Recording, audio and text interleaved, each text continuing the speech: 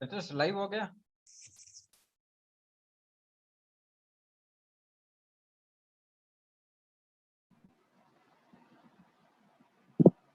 मौसम जूम का लिंक मुझे भेजो, सॉरी यूट्यूब का जो लिंक है वो भेजो।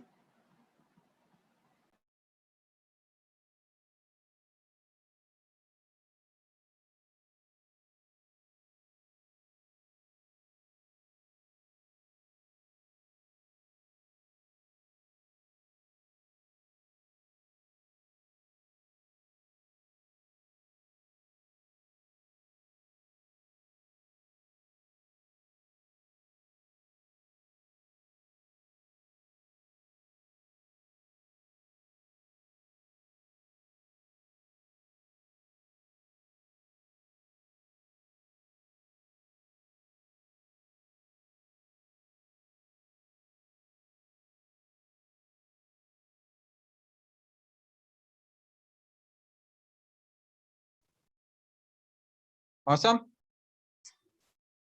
Yes sir. वो एलडीएम का कुछ बैनर है ना। बैनर? हाँ एलडीएम का कुछ इमेज तो होगा ना। तेरे पास है क्या? नहीं नहीं नहीं, मेरे पास कोई बैनर नहीं। अरे व्हाट्सएप में रहेगा, देखो एलडीएम में।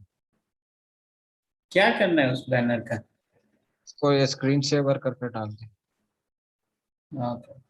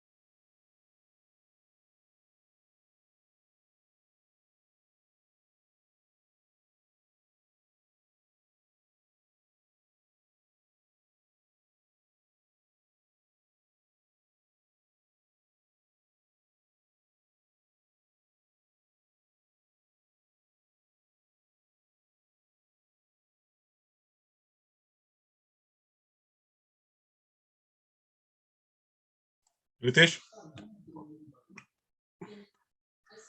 Mozam? Sir. Yes, sir. Just checking this thing. कितना delay आ रहा है करके. Yeah, mostly 2-3 seconds. Just checking this thing. कितना delay आ रहा है करके.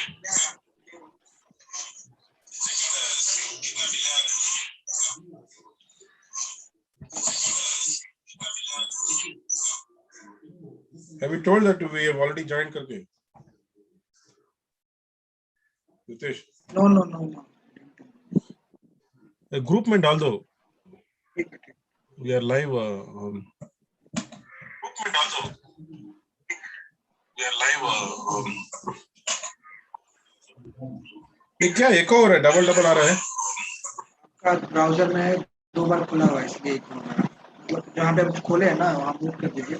बस जूम में बात कीजिए. जूम का जो बात हो रहा है ना वहाँ कहाँ पे? एक हो रहा है ब्राउजर में. नहीं. आपका 2 बार खुला है क्या? मेरा तो शायद बंद किया हुआ है. मैं फोन में एक बार और नहीं तो इसमें डायरेक्ट एक कर रखा हूँ मैं. मेरा तो म्यूट है यहाँ से. और सब चेक करो एक बार. म्यूट कर दो सब. एक मिनट. मेरा म्यूटेड ही है. मेरा तो एक में YouTube का ये चल रहा है ना बैकग्राउंड में, वो भी म्यूट करके ही रखा हुआ. नहीं वेट 1% टॉक कर देते हैं. वेट नहीं वेट 1% टॉक कर देते हैं. देखो आप सभी लोग प्लेटफॉर्म में कनेक्ट किया है क्या? प्लेटफॉर्म में बस ऐसे ही वो देखने के लिए था. म्यूट करने का ऑप्शन रहेगा. नहीं पॉज कर दो उसको. पॉज करके रिपीट कर तो.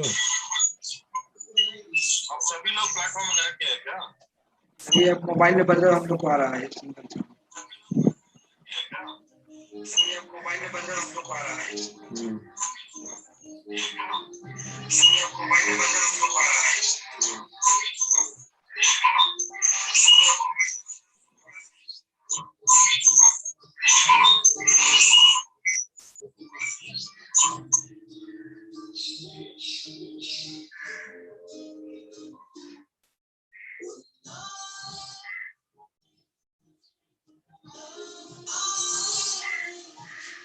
पॉज कर देगा.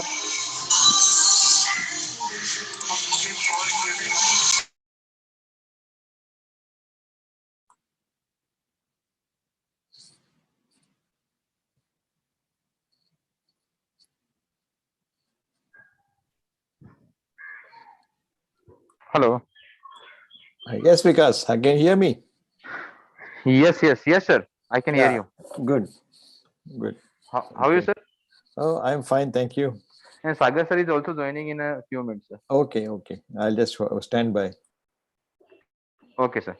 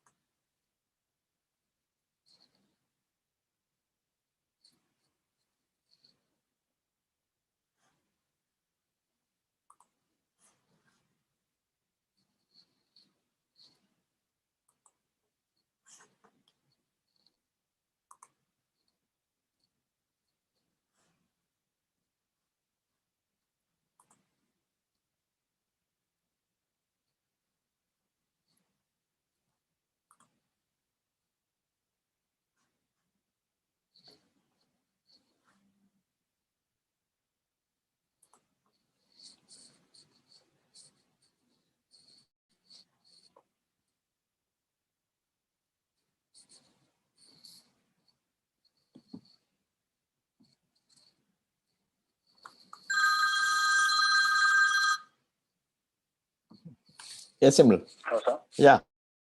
Hello, sir. Yeah. Sir, so for this thing, we're letting Dr. Sagar present first, and then I'm going to be covering the. What I'll do is once he presents, I will just chip in for a little while, and then you take over. Then you take over. Sure, sir. Sure, sir. Thank you. Okay.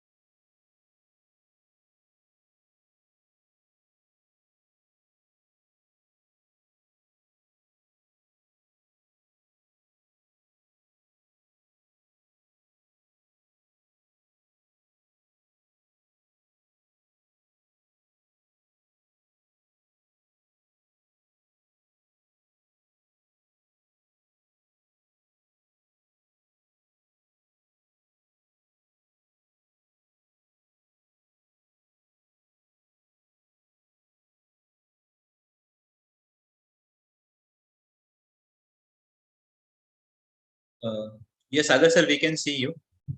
Am I audible to you?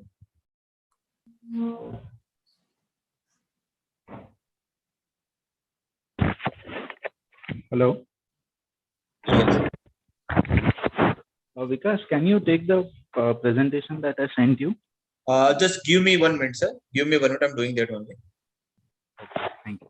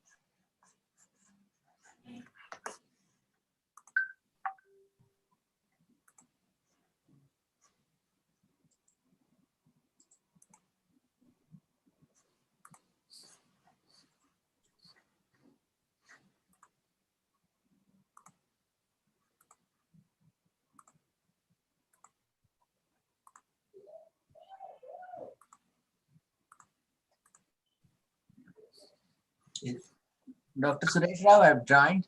Oh yes, welcome, Prasanna. Nice to interact with you. Thank you. So we have Prasanna and we have Monty who is just joined. Simran is Yeah, joined. hi. So Vikas, you tell us when we can start. Yes, sir. Yes, sir. Thank you Sagar for. sir, can you see your presentation? Sagar sir. Yes, I can. Okay, yeah. So admin, who is there from admin? Ritesh? Yes. Yeah. Ritesh, how many attendees have joined till now? Till now, 45, I can say, sir. 45. 45. Sir, it's Yeah. 45. I think most of will join. Yeah. So Can we start with the permission? yes, Now I think. 51, sir. People are like facing. So Okay. can we start? Because I'm starting just now. Okay. Oh, okay, sir. Okay, sir. Right. So welcome you all for a third class of this session, and we have first was just an introductory class. The second was something we could discuss on VSDs, and today we have the pleasure of the case presentation being done by Dr. Sagar from UN Mehta at Ahmedabad. And before we commence the case presentation, can I make a short presentation, if you don't mind, because I'll just share my screen and tell me if you can, you know.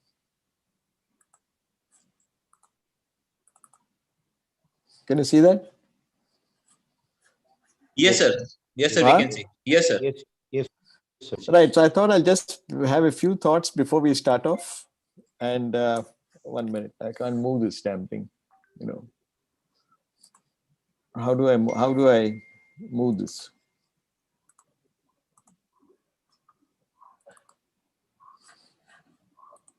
Yeah. Right. So I just thought I'll tell you, give us a little bit of advice to the youngsters who are presenting the cases. So the first point when you're presenting a cardiac surgical case is to be brief and have a relevant history, because a lot of you have present very well, and either you miss out or you dwell on something which is totally not very important. So you have to have a good history, important direct questions to rule out conditions, and all the things has to be pointed towards the prospective diagnosis, and you have to guide the examiner. If you don't do that, you get stuck somewhere and you feel that you have prepared well and have not done so well in the long case. And secondly, relevant but important positive and negative findings have to be highlighted. Remember, it's wise to disregard the mentioning unrelated symptoms, lest it deviates from the direction of the case being presented by you to the examiners. All symptoms and findings have to be reasoned out and possible explanations provided. Mind you, every word you utter, you have to have an explanation for that. And it's considered a big blot in your case presentation if findings cannot be explained and it's found wanting. In arriving at a clinical diagnosis, connect all the dots which you have mentioned in history, in findings, and all that logically, and you should be able to argue out your case even if the diagnosis is wrong. Remember, all your 3 years of residency is being assessed in a few minutes or in an hour. You have to be brief, to the point, logical, and definitive. Think before you commit or make a statement. Once you have committed, justify it. Don't retract. You have to go forward. If you're not sure, admit you don't know. No one can. It's fine. I mean, everyone cannot know everything. Remember, credit is given for a thought process in arriving at a clinical diagnosis with explanation of each point in history and clinical findings and synthesizing both. You are not penalized if you arrive at a wrong diagnosis, provided you are able to scientifically explain yourself. Answer a question fully using scientific terminology to the point and be brief. Answering a series of sub-questions on one question to come to the point by no means will give credit to you. You should aim to quickly cross the history findings investigation stage satisfactorily and exemplarily and see that you are examined in surgical and perfusion aspects to get most credits for the case. Otherwise, we get stuck in some getting bogged down in basic sciences is not a healthy sign and it will work against the whole presentation finally. So in the conclusion, keep the presentation simple, crisp, answer questions, keeping common conditions first and accepted practices than rare theoretical ones. So with these few words, Sagar, I think you commence your presentation. Yes, sir. Thank you. Good morning, everyone. So I'm presenting a case of a cyanotic infant. Vikas ji, presentation lagai. Thank you.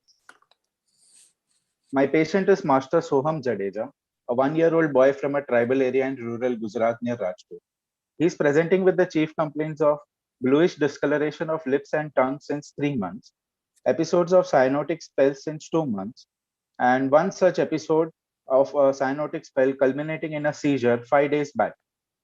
The boy was apparently all right at birth, weighing 3.5 kg, and had an uneventful early. 1 minute, you have to move your slide. I'm just seeing the title slide. Sorry, Sagar. Yeah, that's right. Yeah. Dr. Suresh, shall Yes. we have the Please. discussion as the case is going on? I think Prasanna, you and Mohanty lead this one. You can interrupt, you can examine as you do. You are a veteran person, so please go ahead. Okay. Now this child has come with what did you say is the history?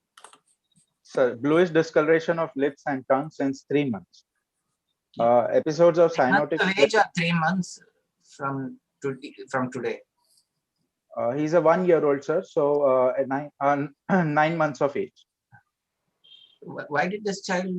You see, in the exam there are 2 ways that the exam goes. One is where they concentrate on clinical findings, and if you can go through those quickly, you go to the thing. There are other to the operative aspects. Whereas there are some examiners who just skip all the initial part, or if you're the second or the third and they've got bored, they will shift over to some point. Either they will concentrate on investigations or this thing. So now, can you quickly tell us what are the possible causes of a child presenting at 9 months of age with cyanosis?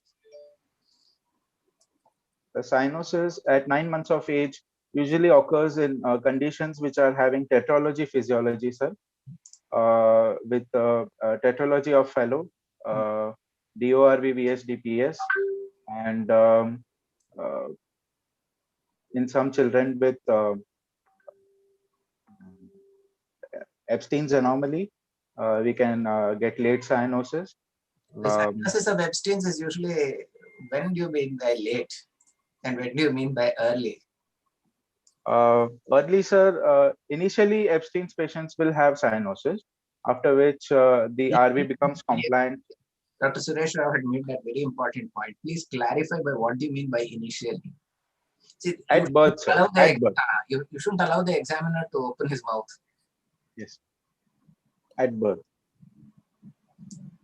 So what are the conditions where you get cyanosis at birth? So complete transposition, obstructed TAPVC, truncus, tricuspid atresia. These conditions will have cyanosis since day 1. Truncus, how often do all truncus present as cyanosis at birth? So there is complete mixing. So there will be they really present as cyanosis at birth. The statement made is that overt cyanosis at birth.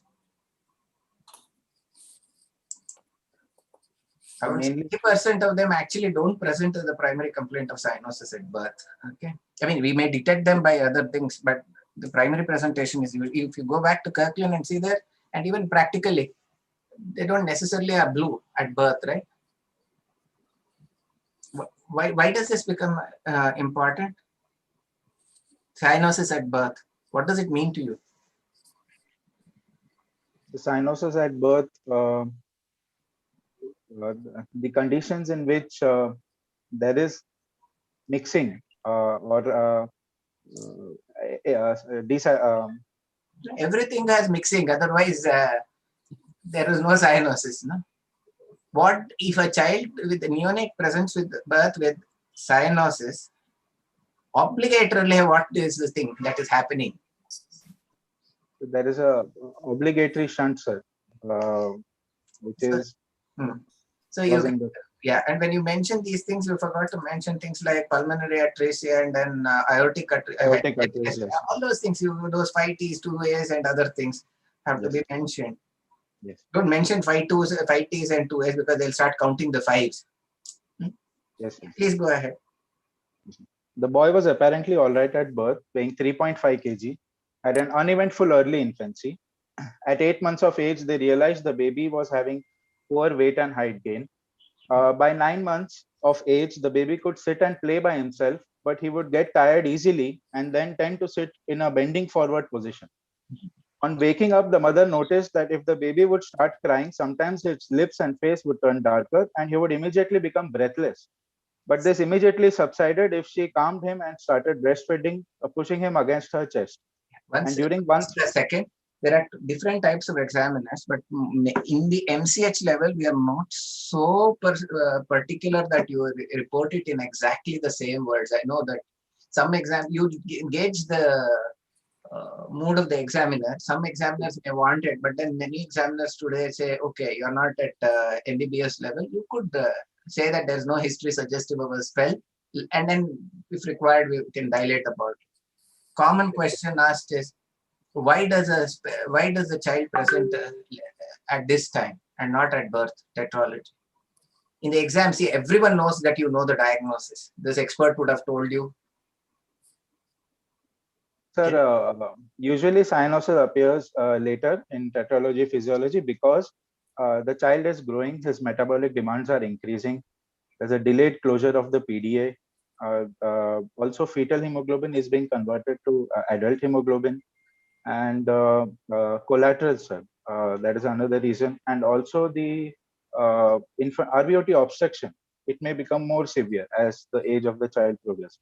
Of all these things, which one do you think has operated in this case? Say fetal hemoglobin is months. What's the thing? You are talking about cyanosis at 9 months of age right now, yes. right? Yes, sir. Metabolic demand, sir, and RBOT obstruction. These two things. When does the duct close in a tetrad? Sir, usually by 6 months of age. So is it slower than normal, or? Sir, usually anatomical closure in normal babies also will take sometimes 1 year, but it is slower, sir. Physiological closure is what we are bothered about, and anatomical closure 1 year. Sir, by 3 months. I think you should withdraw that statement and proceed. Please read up on when the. So, Prasanna, can I intervene? Please. Can I? See, Sagat, this is what I mentioned, that you see where the discussion has gone. You are trying to present for a tetralogy, and we are talking of ducts closing at 1 year of age. So this is where you have to work on. How do you lead the examiner towards a cyanotic heart disease presentation? So 1 year of duct destroys your case completely. If you say the physiological closure of the duct is at 1 year. At all times. Okay, anyway, continue that. See, as Dr. Suresh said, then हम आपको याद दिलाना चाहेंगे कि आप सब अपने mask पहने रखें और अपने हाथों को हर 1 घंटे में हैंड रब से साफ करें. You'll be diverted to too many complicated things which you don't want to get into. Okay, continue. During one such episode, at 10 months of age, baby had complete loss of consciousness, but he regained consciousness within a minute or two. There were 3 to 4 such episodes in the last 2 months, but they did not seek medical help, as by now the mother had learned to press the baby against the chest and reverse these episodes. What is that? Squatting equivalents. And what are the squatting equivalents, you know? Sir, knee chest position. 3 were by the classical ones by tossing namas position, lying on the side and getting the knees on the chest, and 2 more were added by Lurie, that is standing with crossed legs, and the mother pressing the baby against her chest. The child falls down flaccid, dead man posture. Yes. That's one of the ways in which it can terminate. Why does a spell occur? So there are many theories. The most accepted one is the vulnerable respiratory centers. When the child is waking up and sudden increase in cardiac output, the respiratory rate increases, venous return increases, this increases the cardiac output. And Agar, just can you stop there? Well, you said something about the respiratory center, and then afterwards the vulnerable respiratory what do you mean center. by vulnerable? Sir, Vulnerable to hypoxia, vulnerable to what? During PCO2, vulnerable to increased PCO2 levels and acidosis. Is it vulnerable in the sense, what way is it vulnerable? Oversensitive, undersensitive? Oversensitive. Really? If I take the PCO2 tetralogy when it is asleep, will the CO2 be high or low? If you do a ABG of a tetralogy child during spell, the PCOD is going to be high or low? High, sir. So what does that indicate? What does it want to do? Wants to hyperventilate and get. I'll ask you a simple question. Because it's a very important thing which everyone should know. Yes. I can pant, have shallow, rapid breathing. That is hyperpnea. But does it pant? Is it a panting breath? Shallow, rapid respiration, is it? No, that answers the question of what is a spell? So gradually increasing the rate and depth of respiration. Talking of increase in rate and depth. If I set on a ventilator, the rate and the tidal volume, if I increase, what am I trying to do? Trying to better ventilate the lungs, sir? What is your objective goal when I increase the rate and when I increase the tidal volume? Like minute ventilation, to increase the minute ventilation. To do what? To increase oxygen. Not to increase oxygen, please. Wash out the CO2. Yes, that's right. Yeah. That is exactly what the ventilation. It is not panting. It is increasing the rate and depth of the respiration with increasing cyanosis. It is trying to do that, and then what? So why does the cyanosis occur as it tries to increase its minute 20? See, it has a high CO2. It wants to eliminate the CO2. It starts breathing fast. When it starts with an increase in rate and depth. Now tell me what happens next. Sir, increase venous return to the heart. This increases the cardiac output, sir. Which side cardiac output? Which side cardiac output? See, this is how you shouldn't get into. See, don't allow the examiner to talk. The moment you talk, you lose points. Don't be apologetic. Continue. Yes. So increases the cardiac output, decreases the SVR, more right to left shunt. No. What happens? Very pointedly, Dr. Smriti said, Mohanty said, is it the right output which is increasing? And why did he ask you that? Infundibular contraction, reducing the... I get increased venous blood. Increased venous blood from the lower limb and other areas are oxygenated or deoxygenated? Deoxygenated. Acidotic or non-acidotic? Acidotic. Where does this blood, now in a tetralogy, where does the ventricles pump to? RV pumps to? Systemic circulation. So what is happening there? More acidosis and high PCO2 reaching the respiratory centers, which is inducing a vicious cycle. Yeah. So that is a simple way to tell it, that you are getting the return in this. Finally, there is a VQ mismatch. That is how the spell is augmented. Yes. So you are not going into the lungs, but more acidotic blood keeps on going to the aorta. Just and causing worsening of this thing. How does the spell terminate? Sir, spell will terminate with one of the squatting equivalents, or usually squatting or squatting equivalent. squatting and squatting equivalents both. And otherwise, it can lead to cerebrovascular accidents, seizures, and even death sometimes. Convulsions and death, cerebral vascular Cerebrovascular accident. accident is a difficult term to use. See, both of us are pouncing on your term. Occasionally convulsions, sir. Sometimes death.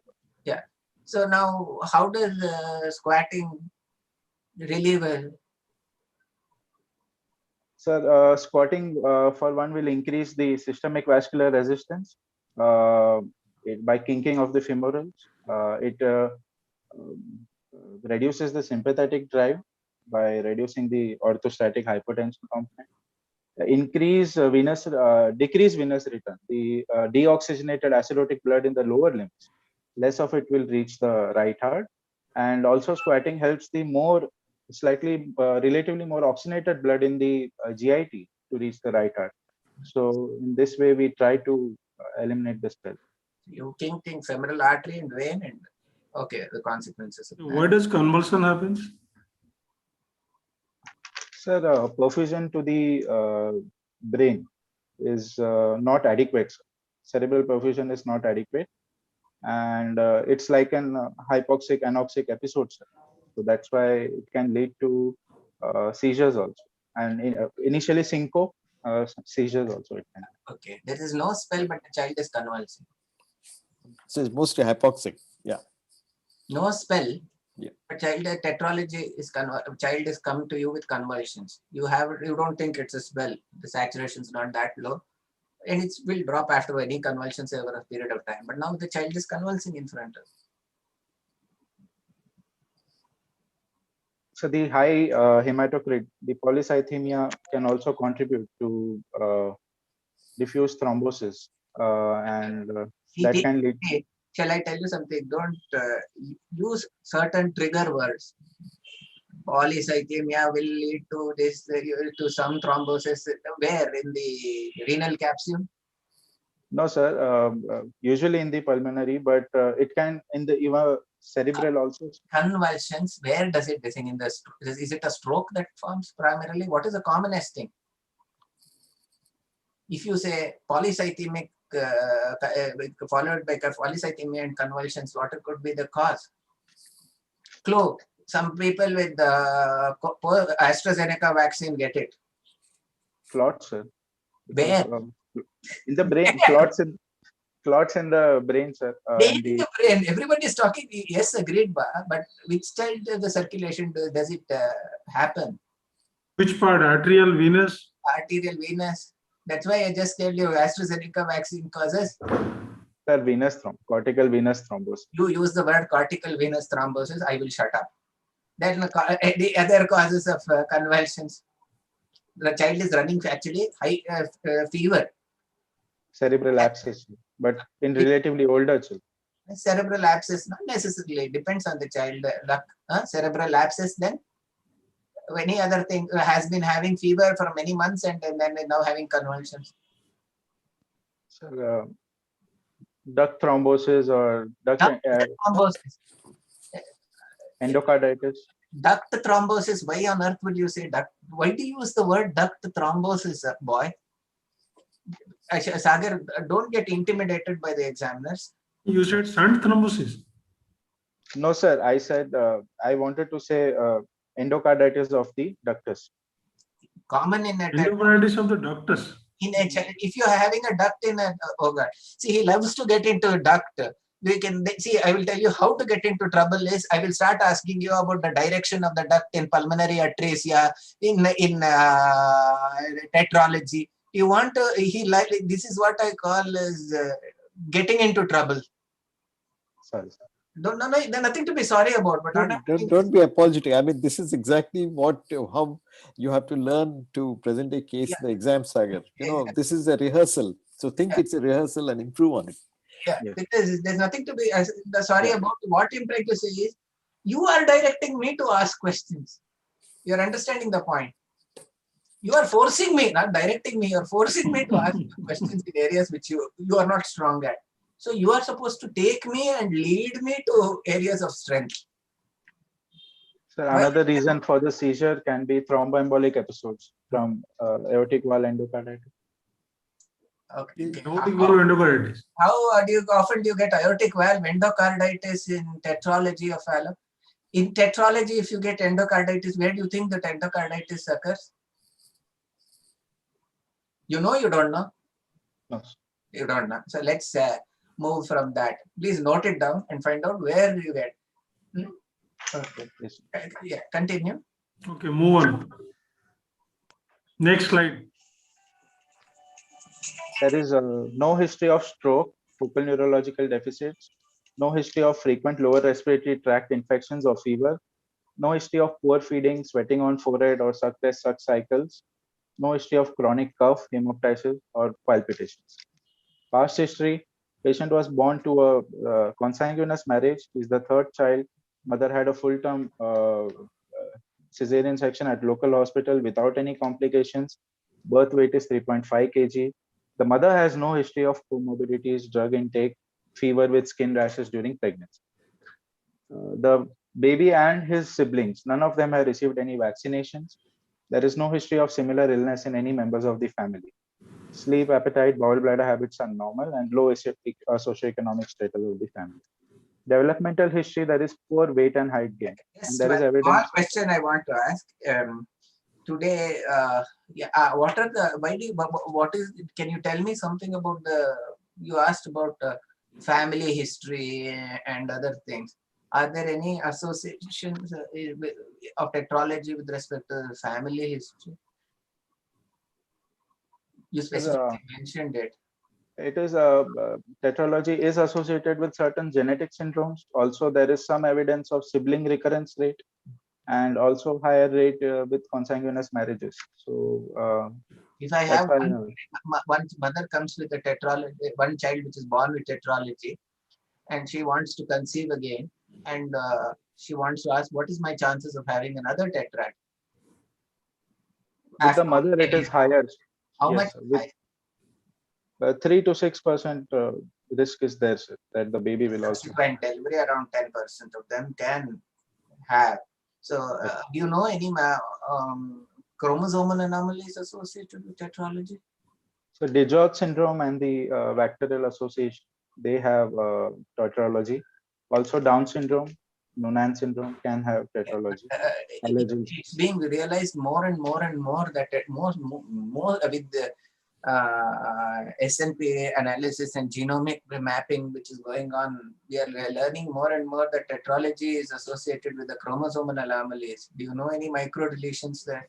You're aware? 22q micro deletions, DiGeorge syndrome. Yeah. They're not DiGeorges. The entire spectrum of 22q deletion. DiGeorges has got a higher prevalence with some other disease. You'll find out that DiGeorges syndrome is associated more often. How many tetralogies have you seen with DiGeorges? You must have seen so many tetralogies. Did you see DiGeorges? DiGeorges syndrome? Not exactly, sir, but DiGeorge like, yeah. Syndromic. No, see, when you say that, when you bring up DiGeorges syndrome, then it opens a path for surgical implications of DiGeorges syndrome and all that. We'll not go there now, but please read it. But their micro deletions, irrespective of DiGeorges, is more common. In fact, they're finding that now that they're saying 60 to 70% of them have actually got micro deletions. Huh? Yes, so please read it up. Okay. But what is the commonest syndrome you have seen in tetralogy? In tetralogy. I'm sure you would have seen one at least. Down syndrome. Yes. Downs is the association. Then which are the areas you check if you have a patient with you think it's a syndromic patient? What are the things you like to see? So detailed evaluation of facial features are very prominent usually. They give us an indication. And what is it called? The hand, the heart, and the head. Code blue, 11 floor. There are a whole syndrome which is that. Okay. Code blue, 11 floor, stroke unit, bed number 10. The summary, I have a 1-year-old boy from tribal area, presents with ventral cyanosis since 3 months, cyanotic spells since 2 months, and a seizure 5 days back. He is born to consanguineous marriage, not received vaccinations, and there is delayed milestone and poor growth. No signs suggestive of congestive cardiac failure. On examination, Yeah, on general, history, what do you think that this child is, what do you conclude from this history? sir, I rule out, Code I blue. feel that this is 11 more of a floor. tetralogy physiology. Bed number 8. There are no signs of, 4 there is floor. delayed cyanosis, sir. 11 And also floor. there are no signs of Stroke unit. congestive Bed cardiac failure. number People seem to 1108. love congestive cardiac failure. So I would like to 4 ask you, blue. which are 1 floor. the Stroke unit. cyanotic hearts which Bed present with number congestive cardiac 11008. at So the cyanotic diseases which are included in the transposition physiology, sir, like complete transposition, uh, truncus, DORV without PS, do high flow situations present with failure or low flow situations present with pulmonary flow situation present with high flow situations. So you are thinking in terms of a child with delayed onset cyanosis with who is spelling. Yes. Now we will go the other way. Sometimes like that. If you were thinking of tetralogy of fallow and its DD, which thing do you think is not possible in this patient?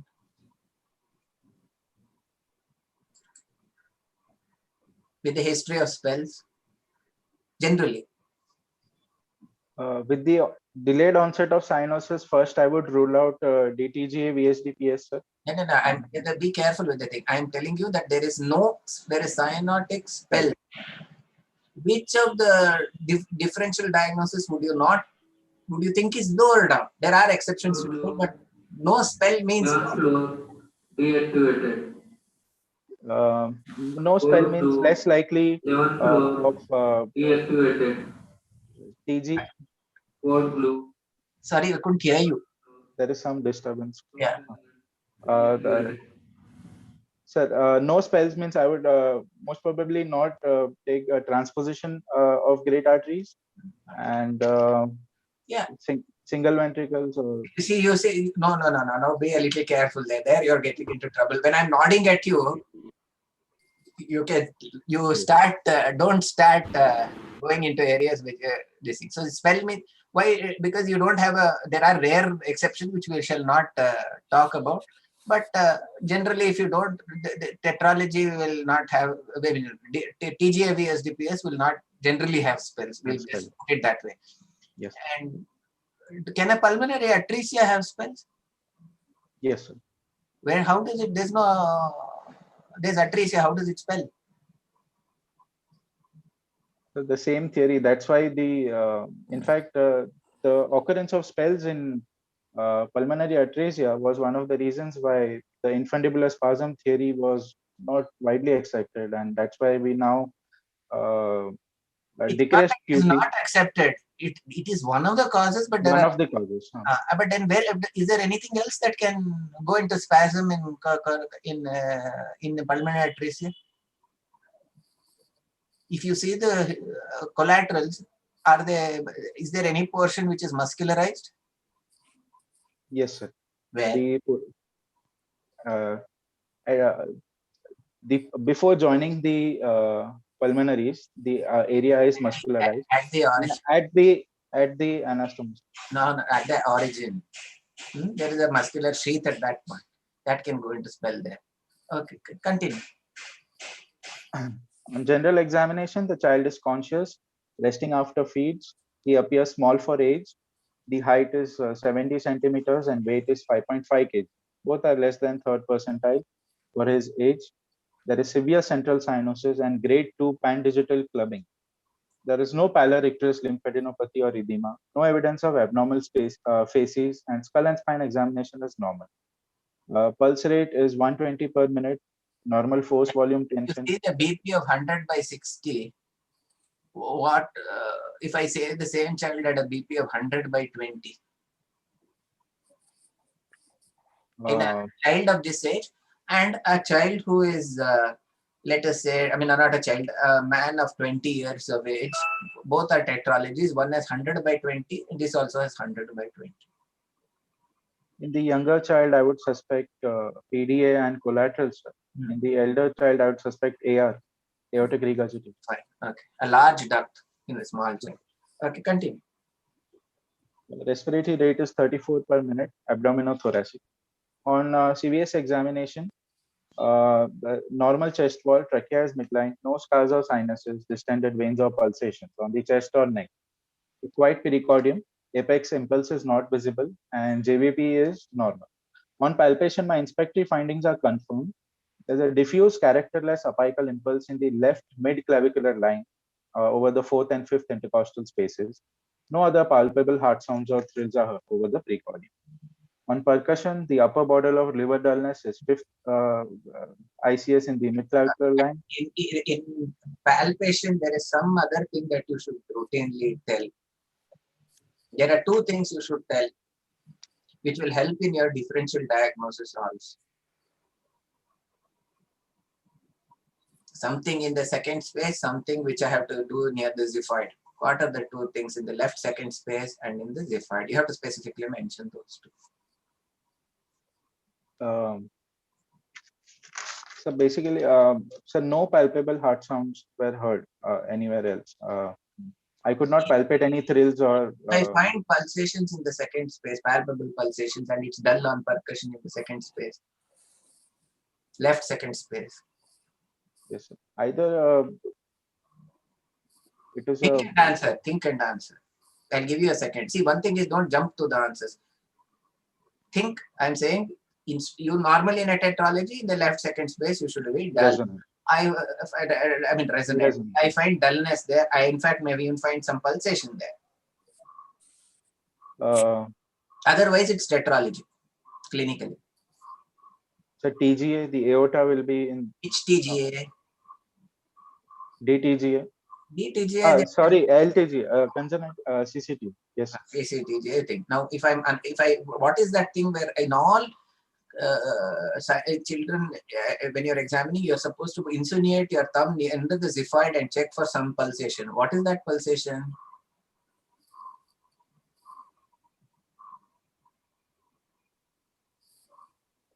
I'm actually giving you a very thing. I insinuate keep my thumb near the xiphoid and try to insinuate it under the xiphoid process, and then I normally should be feeling a tapping. I'm giving you the hint. The RV impulse. Sir?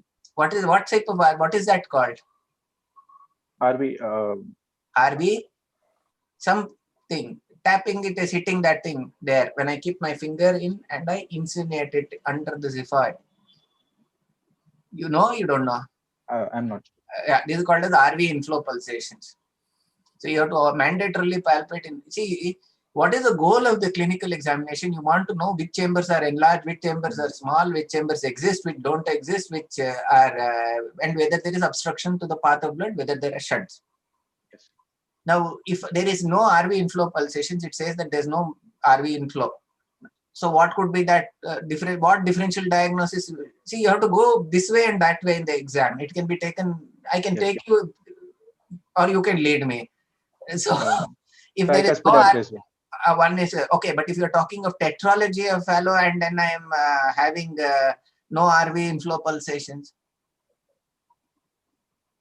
in your differential diagnosis, you're thinking of tetralogy of physiology. You are thinking in tetralogy of physiology. I can go back and front. Now I'm thinking.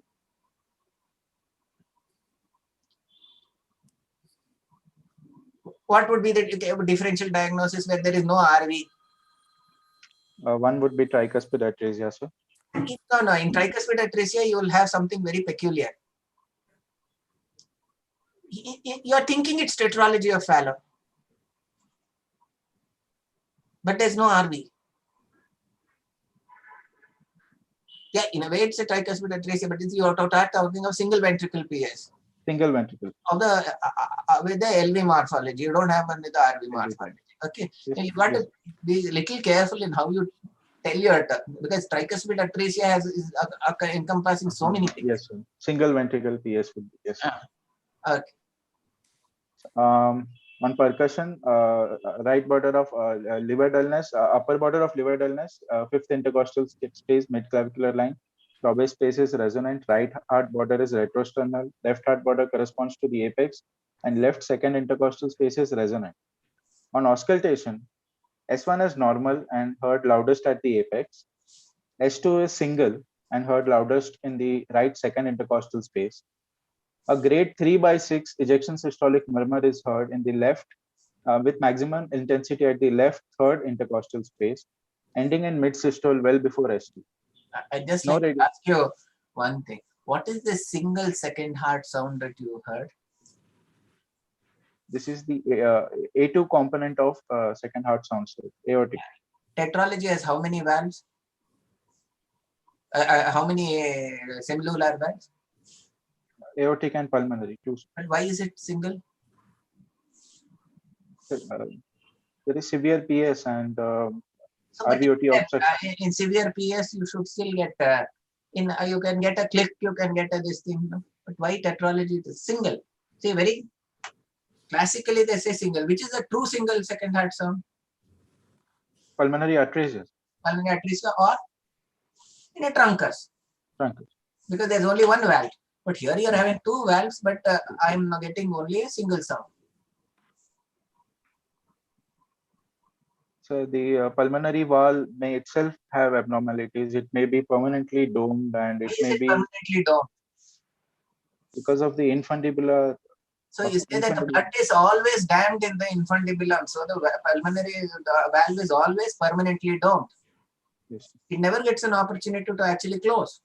And there is dextroposition in the valve pulsi. So not only does it not it's also permanently domed. The presence of an infundibular and a valvular stenosis is what makes blood to get dammed in the infundibular chamber, never giving it an opportunity to close. If you see the angiogram, I don't know whether, or the echo, you will always see the leaflets are sitting up like this. They don't come down. Continue, please. And what is the relationship of this length of the murmur to the severity of tetralogy? So as the severity increases, the duration of the murmur will decrease. Sir. Why? In this case, I could hear because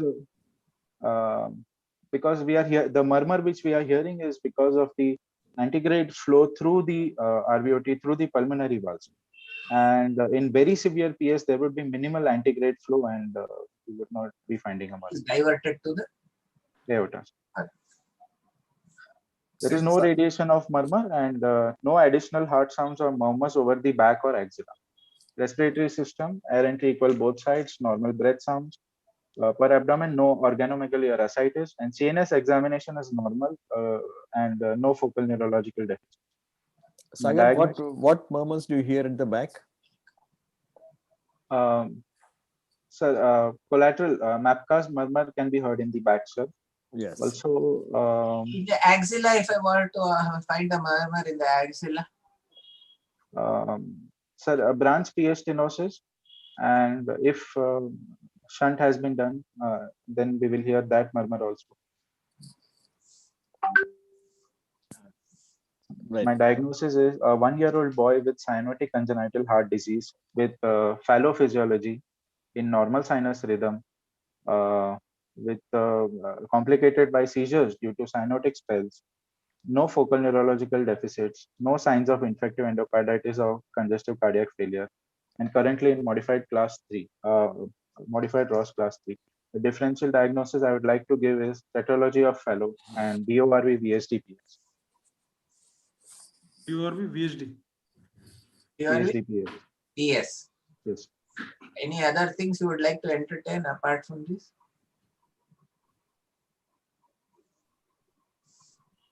Why not a DTJ VSD-PS? So two things. One, now you're gonna why we were going back.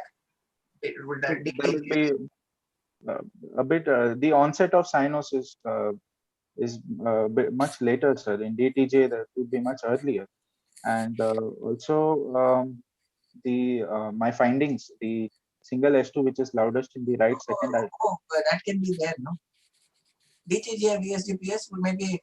Why we call it this thing is because it may not be, may be difficult to differentiate. You had something there that goes against it. We discussed it. You forgot? Sir, earlier, we discussed it. See, we have a host of things, and you said these two are most likely. Okay. So the other thing that you can add is a VSDPS probably. But then you have to tell why for or against you want to tell that. But now you said TGA VSDPS, you're less likely. What was the thing that we discussed? We discussed. You told it. cyanotic spells, sir. Okay, they're having recurrent spells, so less likely, not absolutely the same, but less likely. There are reasons for it, but we'll not go into it. That will be a gold medal if you answer that. But now we have to walk. Sorry, sir. Can you repeat? Tricuspid atresia. Tricuspid atresia PS. Also, sir. See, remember we were telling tricuspid atresia, tricuspid. What are the things for tricuspid atresia PS that doesn't fit your diagnosis? This RV type of apex and the older age at which cyanosis has started. These two things, I think. Older age at cyanosis started. Anything else? Two things are you gave in the clinical examination. There were two things to tell you that this is less likely to be tricuspid atresia PS. Something you put your finger, I told. And something you look at the neck. Sir, the jugular vein, JVP would be raised, sir. In what would be raised, Appa? Raised only. V wave or A wave or what? You have to can't just say like that. I cannot get blood out of my atrium. A wave would be enlarged. See, this revokes memories for me because when I was a student and did my MCH, I went for my DNB exam 3 days after my marriage, and I went to Chitra. Mohan Singh was the examiner. I got a patient like you, and I gave the diagnosis of top failure. The final answer was, in case at the end of the day, was tricuspid atresia, but then they are the way I argued, they agreed. They came and asked me to show me I told that both A and B, they called me and asked me show it, demonstrate it. Then as the case went on through, I was the only one who passed in that center because everyone else knew it was tricuspid atresia and were giving the answer as tricuspid atresia, but could not defend. Understood? So you need to be able to defend every step. So when you started talking all of this, it evoked my memories. Okay, continue. It is very important, as Dr. Suresh Rao said, even the answer, my diagnosis was wrong, but the only person to pass. So continue. Sir, next would be ECG, sir. So this particular child, you said very severe clubbing, right? So why do you think he's got such severe clubbing? Normally, you don't see this in 9-month or 10-month-old tetralogies. Yes, sir. In infants, clubbing is not seen so commonly, but I think that for last 4 to 5 months, he's been exposed to cyanosis, and that's why it has led to this clubbing, I feel. And that is an indicator that the RVOT obstruction might be severe. Sir. Severe, amounting to near atresia, perhaps. I mean, so there may be just a trickle flow at 9 months if he's getting clubbing of this sort. So what is this reported thing may not be as accurate as what you think. It takes time for clubbing to. Okay. Right. Yes. Okay. Yeah, go ahead. ECG. This is a standardized 12-lead ECG with regular RR interval. Heart rate is 120 in the normal sinus rhythm. There is right axis deviation of 130 degree. There is signs of right ventricular hypertrophy with sudden RS transition in lead 2 with clockwise depolarization. This is where you get into trouble. Is there really a sudden transition? Sir, in V1 there is only R wave, in V2 RS, but then from V3. No. See, now this is where you get into trouble. Don't create things which are there. Is there really a transition? You see, you're having V1 and there is an R wave in V2. Nice R wave in V2. There is an S. So V1, V2, it is going like that. Yes. But if I don't get a sudden transition in V1, and see, this is not truly a sudden transition. Okay. Yes. What's a true transition? How would it look like if there was a true transition? A smaller R component, a big S wave, and then from lead 3 onwards, again we would go into a normal. Yeah, but here you're having a nice R and a nice S, no? Both, sir. Yes. So don't create findings which are not there. You looked for a sudden transition, but it doesn't appear to be a classic sudden transition. You're perfectly fine. Yes. There is right axis deviation, signs of RVH. There is clockwise depolarization, and a normal P wave, PR interval, and QRS. Yeah. Now with this, can you? How do you tell about your differential diagnosis? Can you rule out certain things in the differential diagnosis? Sir, I would like to keep both. No. See, I am telling, based on this ECG, what are the things which are less likely? Less likely. Okay. Right axis deviation is there, so we can rule out tricuspid atresia and because of clockwise depolarization, we can rule out some CCTGA and AVCD TOF types. And single ventricle PS also we can. Yeah, because you're not having monomorphic. So you are getting quite a lot of wealth over. You're immediately eliminating things out, no? Even just by the ECG, you have eliminated a whole bunch of things because they don't exist. Now, yeah, continue. Next is the X-ray. This is a slightly rotated, overexposed chest Can't X-ray. see the X-ray, please. Next slide, please. Next slide. Yeah. No. Yes. A slightly rotated, overexposed chest X-ray, AP view, showing situs solitus, visceroatrial situs solitus. No evidence of cardiomegaly. A CT ratio of 0.5. A typical boot. Yes, sir. Really, 0.5? If I just add the right portion to the left, it is crossing way out of the wheel card. It's not 0.5. It's not actually 0.5. I disagree. Continue. A typical boot-shaped heart with RV type of apex, pulmonary bay, and a left aortic arch. What relative the aortic knuckle? How big is it on the left side? Is the aortic knuckle really big on the left? See, let me just be this thing. You were thinking of tetralogy of Fallot, right? Yes. If I just look at this X-ray, does it look like tetralogy of Fallot? Honestly, just tell me. Is it a classic looking tetralogy of Fallot? If I say this is would you say this is tetralogy? Heart is a bit larger, sir, and the pedicle is a bit narrower than I would like. No, and see now, so it doesn't look like a boot-shaped heart. Doesn't look like a boot-shaped heart. Yes or no? No, tell me. You don't have to. It doesn't. You don't have to see. It doesn't look. It doesn't look. See, don't try to fit things. Now, the first thing that you see is there is the aortic knuckle really prominent on in the left second space. The aortic knuckle, is it prominent? Not very prominent. I really can't see the X-ray very well, but can you see a tracheal indentation there? I really can't make out. But then okay, let's see. Then the next is the MPA segment. Is it really small? Yes, sir. That's what I find it is confusing. See, I don't know anything about this case. I'm as this thing. But when I see this, I'm finding something peculiar here. MPA segment, is it really small? I could notice a concavity there, sir. That's why. Concave. It's actually pretty convex there, no? It's not. This is not that our this thing. So that's where you get that. Then the apex, okay, RB, we can say it's still higher above the diaphragm, but then you will see that the diaphragm is also pushed down, and right heart water is particularly prominent, no? Actually, I think that is yes, sir. The rotation. And then can you see what is that thing on the top? Can you just? Can I use an annotation possibility? Yeah. Okay, I've taken control over this. What is this structure going here? Can I remove it?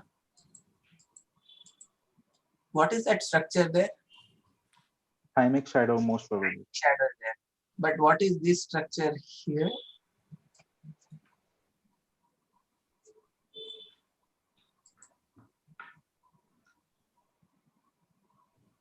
If you see here also, you can see something. It's the same child, no? Yes.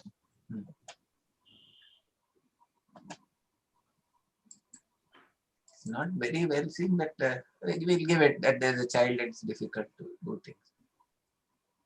So there's something wrong there, no? Yes, sir. What could be the thing? Could be a right aortic arch. Could be. I'd like to see the tracheal indentation to confirm. But this is not, and then if I see this, see, I may be wrong in this, but then I am seeing this big this thing. Normally, the right atrial shadow would be somewhere like this, but now I'm seeing it like this. What was the thought processes in your mind when you have that? So I thought because it is a AP view, maybe the heart is looking much more larger than it could. And because it is slightly rotated, that's why the right side shadows we are getting. If it is rotated in that manner, actually the right sided structures will become less prominent, no? Not the other way around. In fact, it would be bigger. And then lung fields? It is overexposed, sir, but then that aspect, there is relative polygamy. But even if it is overexposed, you should have seen some amount of good hilum, which you are not seeing very well here, right? Yes. You're not seeing that well there. Okay. We'll give it to you that it's overexposed. But even then, you should be able to see the RPA cutting the base of the diaphragm, no? Normally, the RPA should be cut. There is this thing, and you're not seeing that. Right. Okay, with this X-ray and ECG, you want anything else?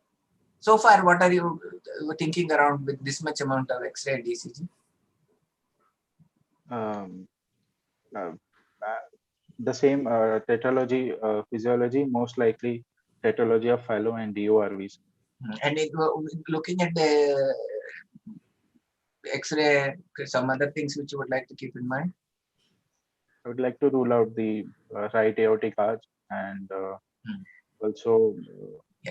There's a question as shall we comment on the cardiomegaly on the AP? Yeah, it will vitiate some of the thing, but if it is grossly enlarged like this, you can just say that there is a problem. Okay. Okay, continue.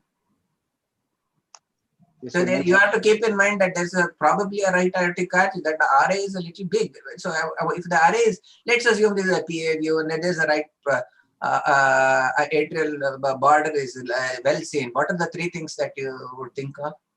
3 or 4 things that you would think of? RA enlargement, sir, I would think of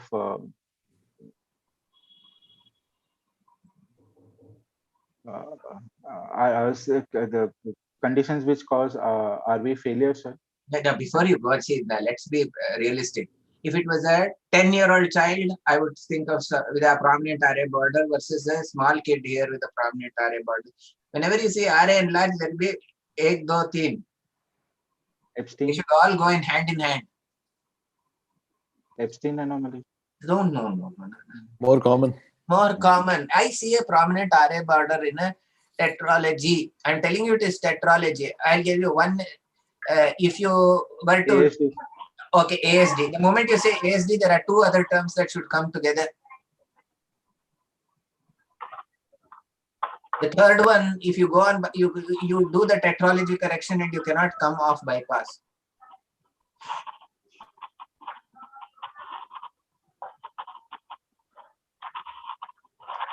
Third one is you do tetralogy correction and they cannot come off bypass, and there's something in between. TR, sir, tricuspid regurgitation. That's the second, that's a differential, that's something different. I'm saying you cannot come off bypass. You try to come off bypass, there's no ejection.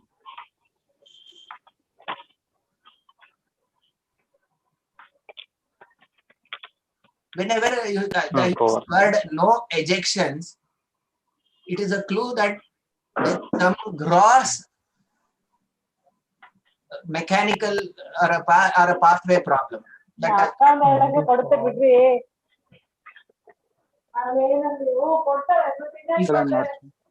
Okay, if there is a TOF with a TAPVC or a ASD, PAPVC, TAPVC, If I do a TOF and I miss the TAPVC, what will happen?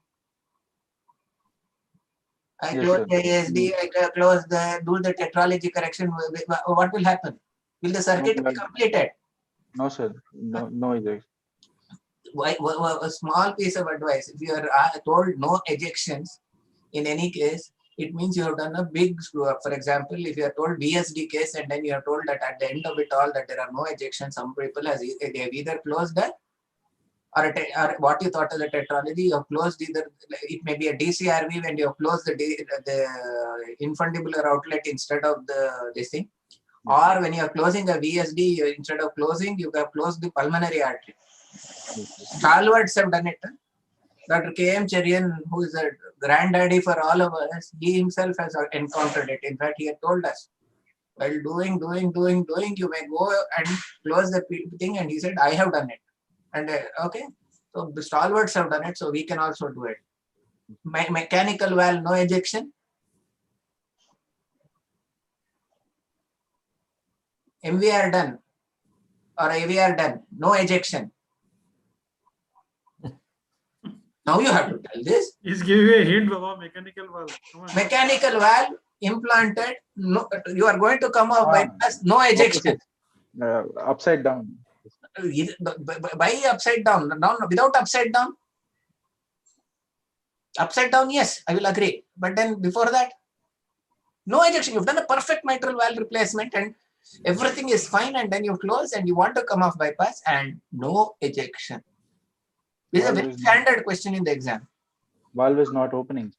What is it called as valve is not opening? Stuck. Stuck valve in what position? Stuck in closed position, appa. You get the point.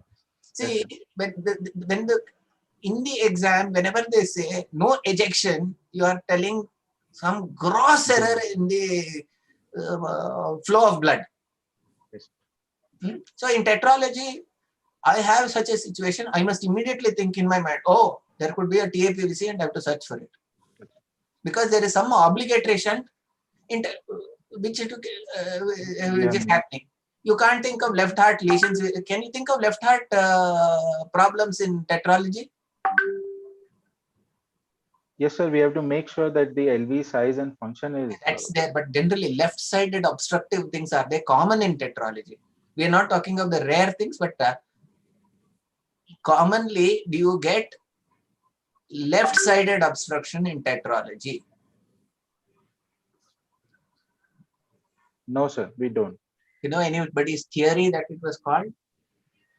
Sir, I know the theory that already there is a right-sided obstruction. If left-sided also there is an obstruction, child will not survive. Don't know who's. Clue is, have you heard of a reindeer with a red nose? Rudolph. Oh, Reddington. No, not Reddington, but Rudolph. Rudolph. Rudolph. You see too much of blacklist. Sorry. So Rudolph's theory. Okay. Continue. So next is the 2D echocardiography. Next slide, please. Can we have the next slide, please? If you are really a gold medalist in a student, no, you should even be, I'm telling this, I mean, you will be telling even the age of the child looking at ossification centers, okay? Then they will say, "Wareva, kitna acha bacha hai." There is 1 and 3. Okay. Next, please. Next.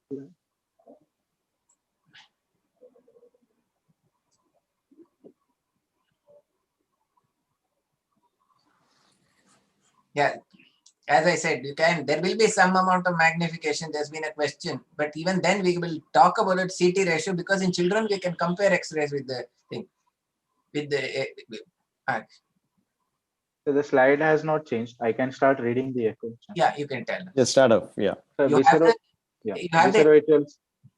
visceroatrial situs solitus, levocardia, IVC. This is something I want you all not to do. In the exam, it's very, very irritating for a student to just read blah, blah, blah, blah, blah, the echo report.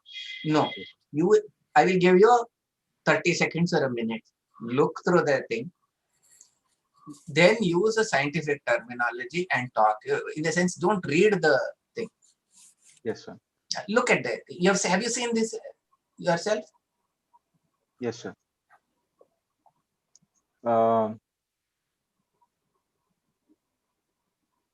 So this is a tetralogy with severe PS and good size pulmonary annulus and branch PAs and confluent PAs, normal RV and LV functions, normal systemic and venous pulmonary drainage, and patent foramen ovale. No other associated. Just as this thing, you follow the flow, sequential segmental this thing you should follow. Huh? So you say that there is atrioventricular and ventricular arterial concordance, and there is whether the septae are intact and whether the path flow is obstructed and regurgitation. So you have to follow a sequence. Sir, there is. It says left aortic arch. Yeah, there is a left aortic arch there, say, but I want to have again a look, no, Mohanty? I'd still like them to reinterrogate because many times an echo they have said this thing, but there may be. It's your case, is it, Sagar? Yes, sir. You will go back and tell me after he's operated, you will tell me whether it has got a right aortic arch. Sir, he was operated yesterday only, left aortic arch. Left aortic. So yeah, visceroatrial situs solitus, AVVA concordance, sir. Normal systemic and pulmonary venous drainage. Interatrial septum shows a patent foramen ovale. Interventricular septum, there is a large myelin VSD, sir, with 50% aortic override. There is severe RVOT obstruction, sir. The Gmax, PS Gmax is 90 mmHg. Pulmonary. Yes, Gmax, they're all specific to your institute. Say that the peak, the gradient is so much. Can I just know what is the pulmonary artery pressure in this patient?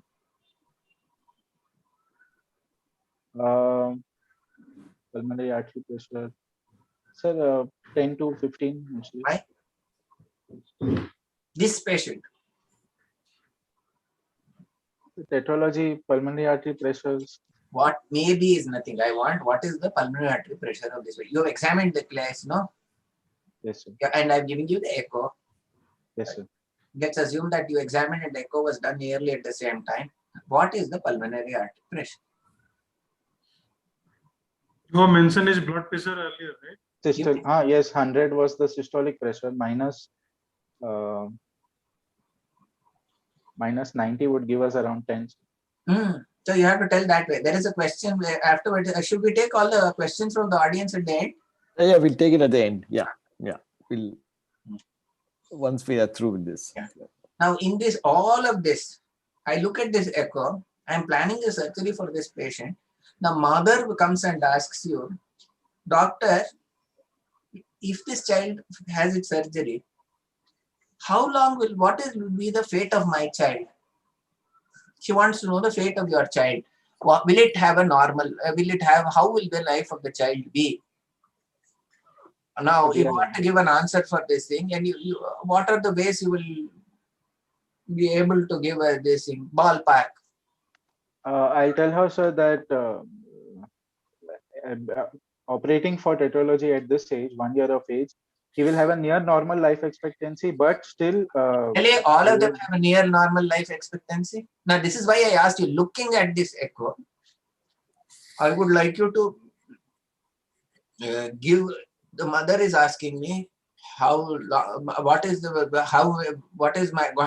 happen to my child. Recording in progress. Yeah, because sir, good size pulmonary annulus and branch pulmonary arteries. That's why, sir, better prognosis. What's the weight of the child? 5.5 kg, sir. So what did say the G score of pulmonary annulus? G score of the pulmonary. Sir, I have not checked it. You have not checked it. What is the implication of the pulmonary annulus being adequate or inadequate? Sir, if the pulmonary annulus is inadequate, we will need to do a transannular patch. We are using the Rowlett chart at our institution to check, and We can use pulmonary Z-score also. If less than 3 standard deviation, -3, then definitely the child will need a. No, we are not talking about what is the long-term implications of having a transannular patch. In the later in life, sir, long-term implication is free PR leads to volume overload, and these children need to be assessed at regular intervals, may need a pulmonary valve replacement. Yeah, so if you take the patients who have a transannular patch versus those who don't have a transannular patch, which is the one which would have a near The ones without a transannular. With the transannular patch is going to have a near normal life expectancy. In fact, you know which is the longest follow-up of tetralogy of Fallot? Yes, sir. One of the Tossex patients, I think his name, I forgot his Operated tetralogy of Fallot. Longest series of ICR of an intracardiac repair. Is Lillehei's patients. Yeah. And what was the report? Do you have any idea? How many years later? Who reported it? Why I'm asking it is because 30 years later, Lillehei himself reported it, and I guess 50-year follow-up is there. I don't. Why? Because Sagar, I have put it in this core group today. Yesterday, I have put it up yesterday at the 53-year follow-up done by Vincent Gott. Yes, sir. Yes, and it was there yesterday. That's why I asked it because I gave you the article. I did not know whether students have opened it or not. No, sir. I had opened it. Yes. Continue. What else would you like to see in this echo? I would like to have known whether there are any additional VSTs. I would like to know whether there is any abnormal coronary crossing the RBOT. And yeah, what is any other? Can you? What are the ways you could tell that the pulmonary arteries are good in this case? Good size. Sir, we follow Rowlett's chart. So for this, Rowlett's chart is for the analyzing this thing. I don't have the Rowlett chart with me, but I have got this much amount of information in front of me. I need to say that I can go ahead and not do a beat shunt, but I want to do an intracardiac. Okay. By the Magoon ratio, we can calculate, sir. Can you tell me what's the Magoon ratio? What is the Magoon's ratio?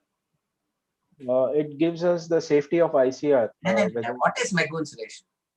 Pre-hilar, pre-branching diameter of the RPA plus pre-branching diameter of the LPA divided by the DTA diameter at systole. LPA in which phase of cardiac cycle?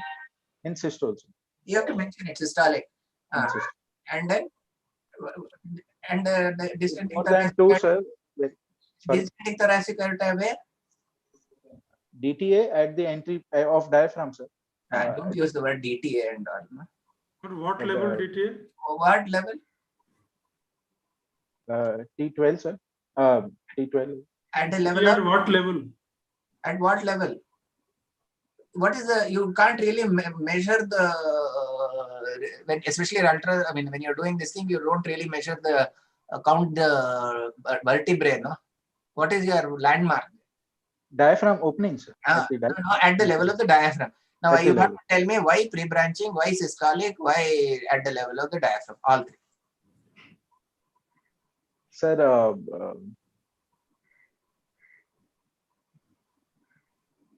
pre-branching because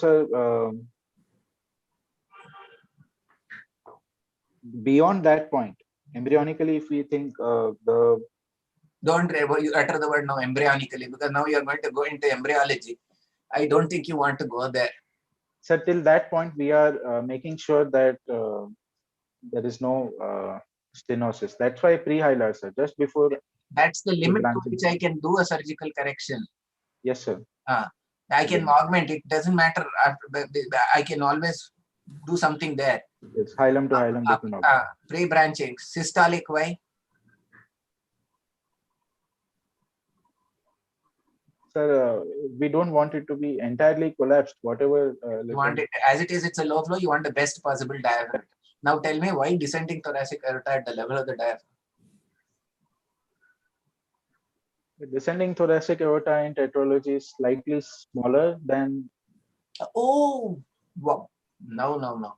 See, there are things you should not do harakiri. Please don't go harakiri. What I read was that aorta is larger. The size is I will ask you a simple thing. Tetralogy, where is all the blood going, systemic and pulmonary blood going to? into the aorta. The aorta, you have seen so many tetralogies in your institute, right? Yes. Aorta big or small? Bigger than normal or smaller than normal? Bigger than normal. So can I use that as an index? No, sir. What is the objective McGowan's ratio? I want to see that whether the pulmonary artery can accept this thing. So I use the reference of the normal aorta. Where is it normalized? At the level of diaphragm, sir. Yeah. I'll ask you one small question. In a right-sided aortic arch and left-sided aortic arch, where does it pierce the diaphragm? So right-sided aortic arch also pierces on the left side. Crosses over and thank you. Okay. Anything else? Got the answer? So, Sagar, I've got one question for you. See, this is a child 9-month-old who's extremely cyanotic, but the pulmonary arteries are pretty good sized. What explanation have you got for that? Yeah. Severe infundibular. No, but the pulmonary arteries are good sized. Yeah. Can you connect something in his history when you see this finding in the echo? What did you say in his history? By 9 months of age, the cyanosis had started, sir. It was delayed. Right. So what was it happening before that? Probably the PDA was open. Maybe PDA was open, or maybe he was flowing reasonably well. His saturators may have been high. The PAs have grown. But as the cyanosis has grown, the PAs have are very good, in fact, for this child. Yes. And you find that now, of course, he's going to spell and all that. Is it uncommon that these kids have got good anatomy when they are in spells? No, sir. I would say it is not uncommon. In fact, it is the commonest thing when they usually have a very good anatomy. When they have these recurrent spells, the anatomy is very good for repair, and many of them get away without just an outflow resection. That's all. The pulmonary valve, as you can see here, are reasonably good for this child. So it's pretty common to have tetralogies deeply cyanotic, having recurrent spells, having a good anatomy in this age group. The clue is that the tetralogy is presenting early in life. Early in life. Yeah. They're not cyanotic. In this patient, what was the McGowan's ratio? Sir, in this patient, 2.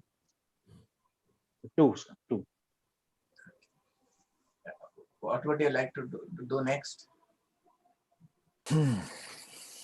Sir, I'd like to post the patient for surgery, sir. Primary ICR. You won't want any other imaging?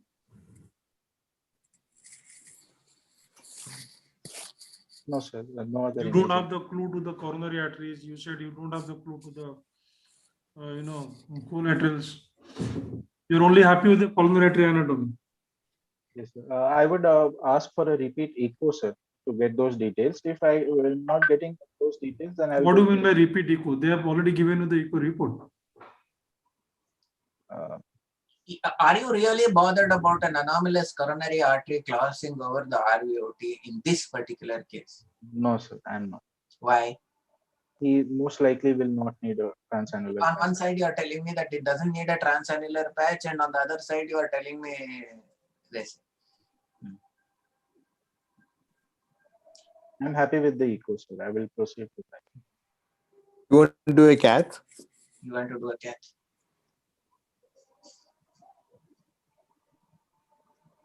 No, sir. When do you want to do a cath? If I'm want to know about collateral, sir, especially in pulmonary atresia patients, or if I'm suspecting large collaterals in this case, then to define the anatomy, I'll go for cath. Today, what are the other options for you instead of cath? What about a CT angio? CT angio, sir. CT. No?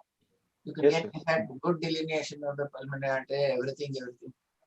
I'll not prefer catch, sir, because he's having severe cyanotic spells. And Right. Yeah. In this particular case, you would prefer that because of this spells. So you've got other measures available to you. Right. So what's your plan? plan is, sir, to go for intracardiac repair.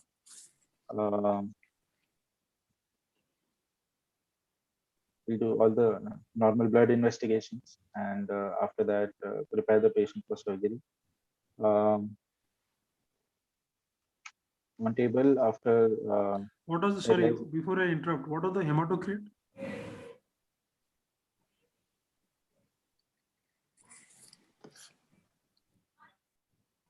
I don't have it. So sorry. Okay, hemoglobin, do you remember?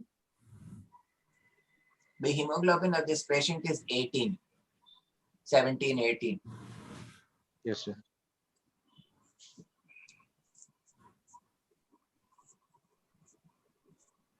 What are the problems that you envisage with a patient with a high hematocrit? Patients with high hematocrit will need priming volume will be. Priming volume, child has got that much volume, that child will have that much volume. In fact, if anything, the RBCs are high so that the circulating hematocrit will not be. Clotting abnormalities, sir. What sort of clotting abnormalities do you expect? And why? Thrombocytopenia and decreased function of platelets and decreased clotting factors. I'll ask you one thing. Before giving heparin, this patient is taken to the OT and the ACT is 380 or 400. Happy, unhappy? Unhappy, sir. Polycythemic child. I'll go for a higher ACT. No, the 400 ACT. So now what is the problem that you could face with such a patient?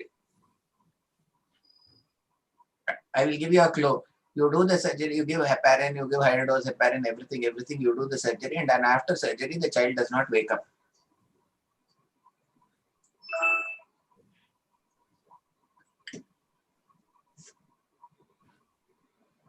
Doesn't wake up.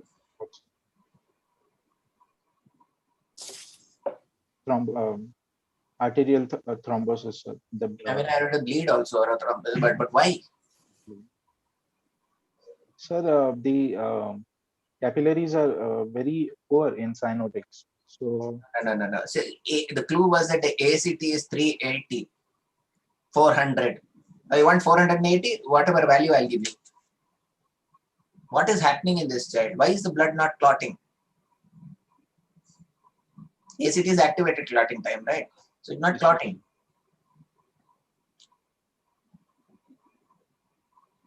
You've seen this happening, and sometimes they do something. Okay, don't tell me phlebotomy and all these things with a spelling child, you're not going to be able to probably do it. But then what is the problem that you're going to, why is this not, the ACT not coming down?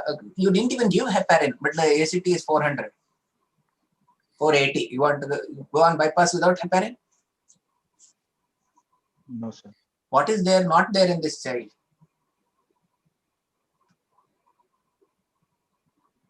What is the kind of coagulopathy that you are facing? In fact, you'll have a bleed afterwards in the brain. See, does it have clotting factors? And what happens to the clotting factors which are there? immature forms. They are not.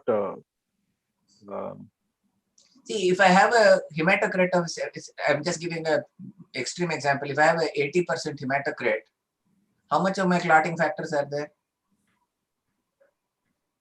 How much is the plasma component? 80 means 20. Already there are less clotting factors. And then with polycythemia, what happens? Something he was asking, what type of coagulated? It is consumptive coagulopathy. DIC like it.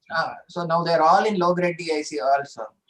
So now, if you were to not correct that, in fact, in these patients, and I get calls for perfusion issues, and one of the commonest causes or calls is this.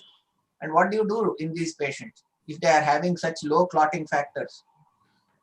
We will give FFP, sir. Now Prime you with have FFP. to probably give FFP to the child and correct the get the corrected this thing and then heparinize the child. Okay, because I get calls very often and for forensic reviews of CPB accidents and CPB related issues. And one very common one is tetralogy is being operated without having corrected the thing, the basal PT being, ACT being high and children not getting up after surgery. And then there is an intracranial bleed. Very common, no? And this is subject to a lot of litigation also. Be aware. Okay, then. Sir, yeah. Sternotomy, heparinize the patient. Just a minute, Sagar, a minute. Yes. Suppose Yes. I want to say that I want to shunt this child. Do you agree? Yes.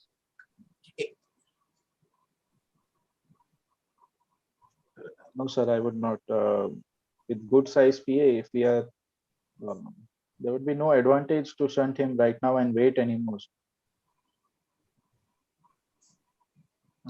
No, or what are the disadvantages of doing a shunt? In this patient, a shunt will probably lead to over circulation, sir. Sorry? Why over circulation? No, I mean to say that that balance will be lost more towards PCF. Will I do. put a smaller size shunt, no? So I put a 3.55 and I put a 4 millimeter Gore-Tex. Do you really think I'll get over circulation? But primary repair has the advantage of correcting all the abnormalities at this stage. Physiological. No, that I agree. But I say I want to shunt. So what are the things against it? Against it, the normal size PA, sir, is against it. I'm still a lot of people will shunt this child, out of whichever place they are practicing. Depending on the. What are the indications for a BT shunt today in 2021? What are the indications for a BT shunt? Severely hypoplastic pulmonary arteries, sir,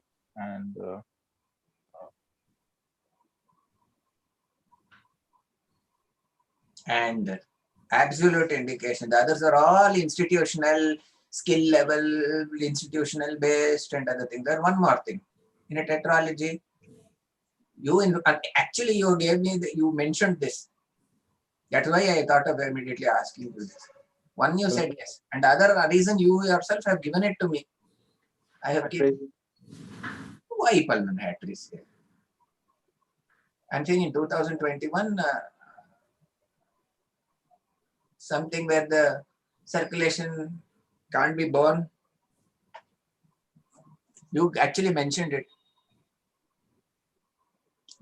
unwittingly sometime back. left-sided obstructive. No. We don't get like it's not obstructive lesion. Something about the LV. Yes, sir. Yeah, tell. Small LV or if the LV is not adequate, then that's another reason to shunt, right? Okay, those are the two which are absolute. The rest of them all become relative. For example, if the child is having an unremitting spell, it could be a relative indication, right? There may be philosophical arguments for and against with the, but there's nothing preventing you from resuscitating on CPB and taking it and completing the surgery. We may argue for, against, and all that, but then there are teams which have done it. The rest are all relative. So one of the things which he says is very high hematocrit, this patient you are saying. So Dr. Mohanty says, why not shunt? Yes. And if you do, let's say you agree for a shunt, then what approach will be appropriate for this kid? I would do it from a median sternotomy. That's a practice in your hospital? Is it the practice in your hospital? And I'm asking. I'm asking you. Is it the practice to do routine median sternotomy approach?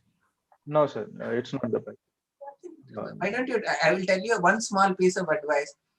generally tell what is practiced in your hospital, because there are two internals and two externals. The internal can defend you if you use some, accepted practices. You can do some weird things, then that's okay. But generally, the accepted practices are this thing, then they can defend you, saying, okay, we do this. For example, there may be an institute where they don't operate in less than a year, I will not take, less than 10 kg, I will not take, they may say.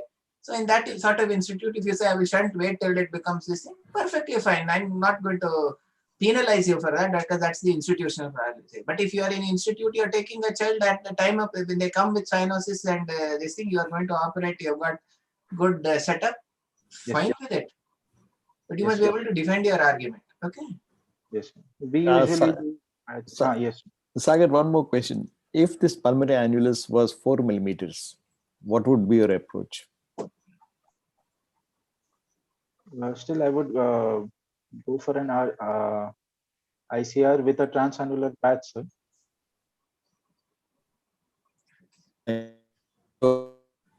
Would you? Sorry, sir. Sorry. Sir, I couldn't hear you. We can't hear you, sir.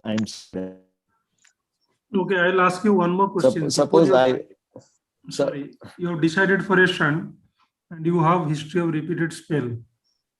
So is it wiser to go through midline with a backup of CPB standby? Yes, sir. Definitely. Better to go through midlines. Patient can spell on table also, so it should be better. Okay. If you are having a sick kid who is spelling recurrently, who had seizures, who had everything like that, and you could, what is the advantage? You can take the protection of CPB. Sir, you were asking one question. Sir, we couldn't hear you. So I was asking, so if suppose it's 4 millimeters annulus, I'll tell you, I would like to shunt that child. So what is the advantage and disadvantages of that situation? So the what is the advantage of that situation is we are trying to avoid a transannular patch, basically, so that in the future we can avoid PR and PVR. But the disadvantage would be that the advantages what does a shunt do exactly? What is the function of a shunt? When you do a shunt, what does it do? Shunt will make sure blood is going to the pulmonary, so we can. There is increased primary blood flow. Then we are reducing. We are making him symptomatically better. He won't have cells. No. I mean, objectively, the pulmonary artery size increases, right? Increases, because of the flow. yes, sir. And then what else happens? As sir said, the hematological abnormalities also improve. So okay, that's a collateral benefit. Fourth point. It loads the left ventricle. Left ventricle also, yes, which is relatively underfilled. Yes. So in a situation this way, with a 4 millimeter pulmonary annulus, you can get into trouble in the postoperative period because the left ventricle cannot take the full cardiac output. This is a diastolic dysfunction. Right. So this is all individual units experiences, but you should know the pros and cons. So in these situations where there is a very small pulmonary annulus, there is a place for a shunt where you can do the ICR maybe 6 months down the line after the LV has taken the load. You got it? Yes, sir. So that's the other school of thought. Okay. Yeah. Where were you? You were put the patient on the table. Median sternotomy done. Heparin given. Aorto bicaval cannulation. Just out of curiosity, do you give a higher dose of heparin or a lower dose of heparin? He will need a higher dose probably, sir. You usually use 4 mg per kg. How much would you give? We give 3 mg per kg plus in the CPB circuit we'll add another 2 mg per kg. So 2 mg per liter. So that is how total 5 will be given. 4 mg per kg is generally given compared to 3 mg for other races because we've just discussed the reasons. Yes. Sagar, sorry to interrupt you. Just before, after they have induced the patient and anesthesia have handed over the case to you. Yes. Would you are you worried to start up the case of your own, or you'll ask your junior to do the sternotomy? If yes, why? If no, why? This case especially. Would you like to be in the operation theater when you are doing it? Or your junior, he'll say, I'm the junior one. Would you like to have your boss around when you're doing it? Yes, sir. I would like to have some senior around doing it. One reason, there can very well be an emergency. He's gone into spells and which have seizures, so he can have spell on table. Yeah, I hear you have just opened the sternum and you're opening the pericardium and the child starts going into a spell. How can you help the anesthesiologist?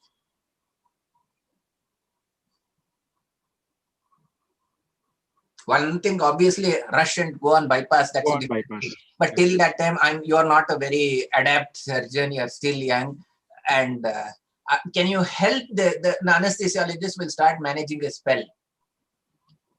How can you, as a surgeon, help manage with the sternum open? Can you do something to help manage the spell till you cannulate and go on bypass? I can slightly clamp the aorta and try to, like the same effect which kinking or squatting will have. So you can do that, right? Okay. Yes. See, one of the things now at this stage, they can ask you management of a spell, which we will do later. You complete the surgery. So let him complete the management of spell. Here, you are doing the sternotomy, there is a spell. Very standard. Yes, sir. This is not ward, this is not ICU. This is on table. Now what are you going to do next? You clamped partially the aorta. Then next, what did you do? Well, I would like to go on. No, before you go on bypass, what will you tell your anesthetist? You do means the people in the theater will do for you. Okay. What are they will give agents which to increase the SVR, sir. They will give medications to increase the SVR. And so in essence, they're asking you managing the spell. What are the things that they will do now? You are doing sternotomy, the child goes into spell. And he's very specifically telling you're doing sternotomy and the child goes into spell. He keeps on. Patient is intubated, so we will make first of all the FiO2 100%. We will. I always love this answer. Honestly, in a central cyanotic patient, when you make it 100%, do you really think that by definition of a central cyanotic patient, do you think they won't, sir? But still, I think it is as a part of resuscitation you may do, but it doesn't really help much. But then what else is to be done? IV fluids will give agents to increase the SVR, and can you do some? Can the anesthetist immediately turn a knob? See, he's telling all the time sternotomy, sternotomy, sternotomy, sternotomy. I will ask you a simple question. This is a clue. I'm your internet. I will tell you, if I knuckle your sternum, what will happen? Why does the child go into spell during sternotomy even if he's under anesthesia? If I knuckle your sternum, is it a pleasant thing? No, sir. Sympathetic overdrive child goes into. So what is the level of his anesthesia that time? Anesthesia, that is what we are trying. I was telling you, he will turn a knob immediately if that happens. Deep anesthesia. He needs deep anesthesia at this. He has to deepen the plane of anesthesia because this is where this thing starts occurring. Tachycardia can occur, everything can go wrong. So he will deepen the plane of anesthesia, number one. He's already intubated. No, you're having the thing. Then what else can be done? So you said deepening anesthesia, you said increasing oxygen to 100%, you said fluid. Yes, sir. What else? Vasopressor, sir. Vasopressin?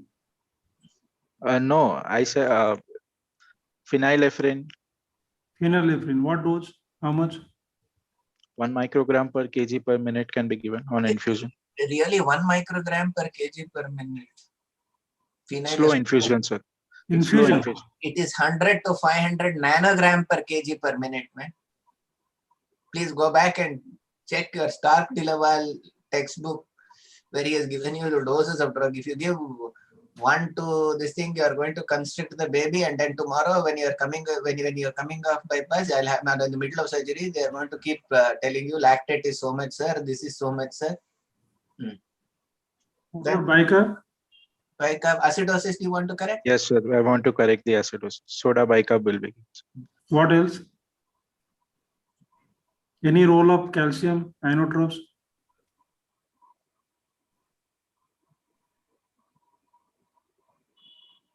If I increase the inotropy of this case, what will happen? Should you add an adrenaline bolus? No, sir. If I give you a choice between adrenaline and noradrenaline, which would you like to give? Neither, but if I have to choose, is a noradrenaline.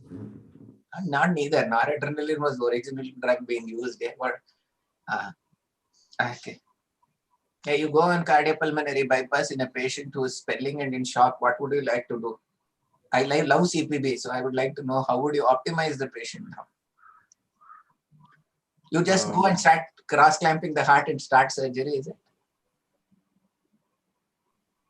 No, sir. I would arrest the heart. No. That's exactly what I don't want. Just gone on bypass. You just gone on bypass. See, there's an acidotic child. It has gone on this thing, and she's been in shock.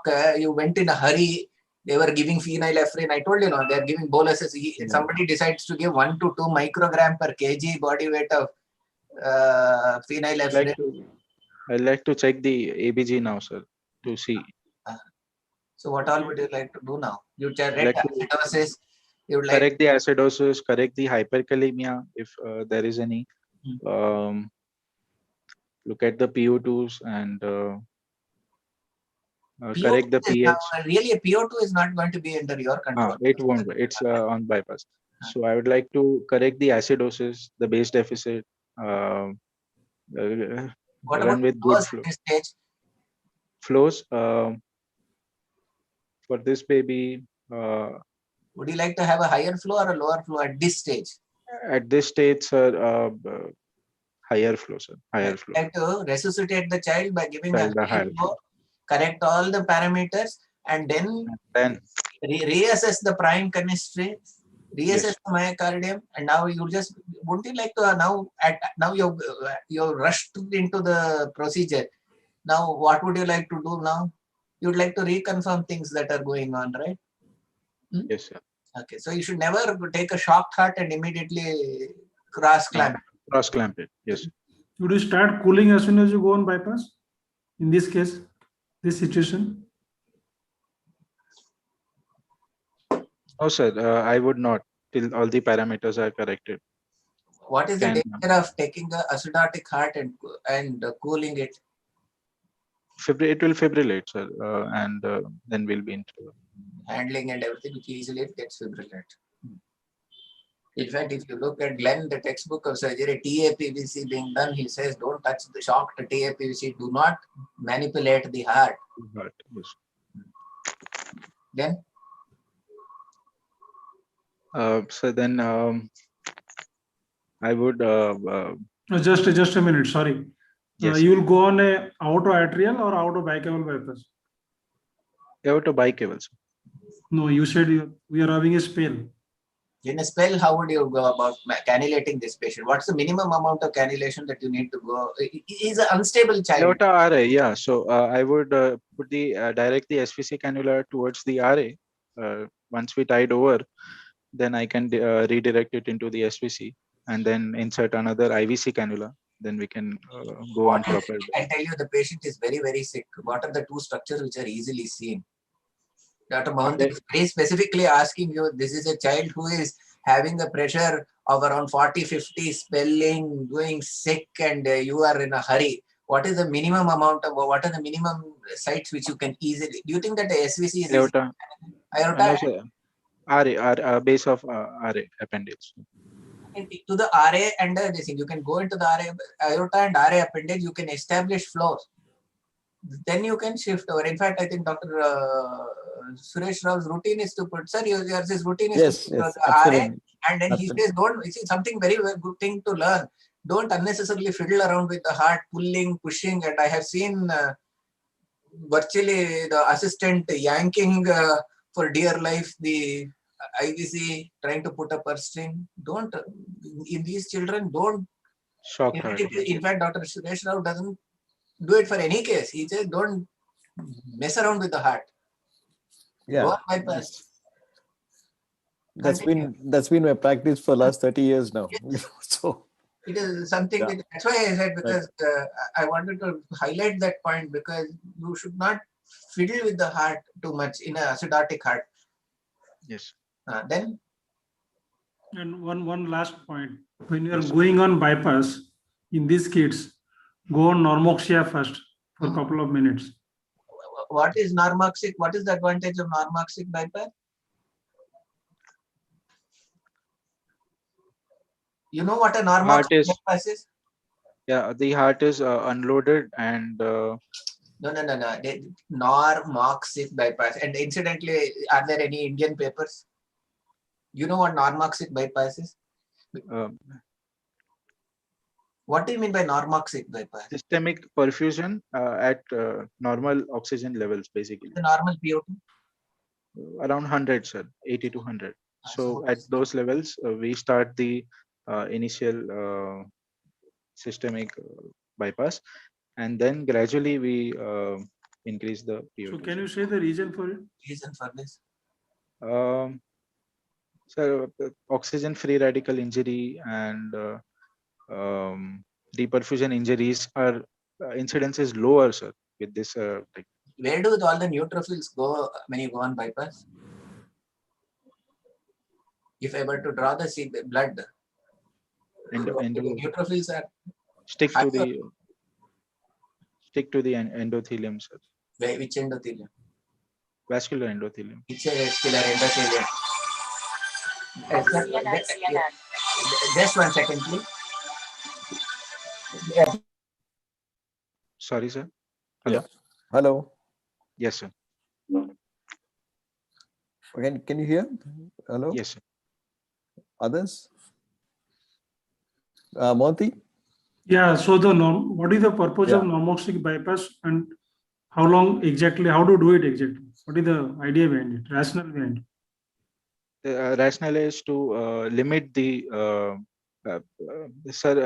concept of preconditioning and limit the reperfusion injury, and the systemic side effects of CPB are lesser. Exactly, sir. I don't know how to do it. We have not done it. So it's nothing. It's no real big technique, Sagar. It's just that you keep the normal oxygen tension and gradually increase it up to whatever the flow and the PO2 levels need to be, so that you don't hit the brain or the heart with 400 PO2s and all that. It's not normally it happens. That's the only thing. That's the only thing. Okay. Incidentally, just out of this thing, the paper on normoxic bypass was done by Dr. Balram from Jayadevaya.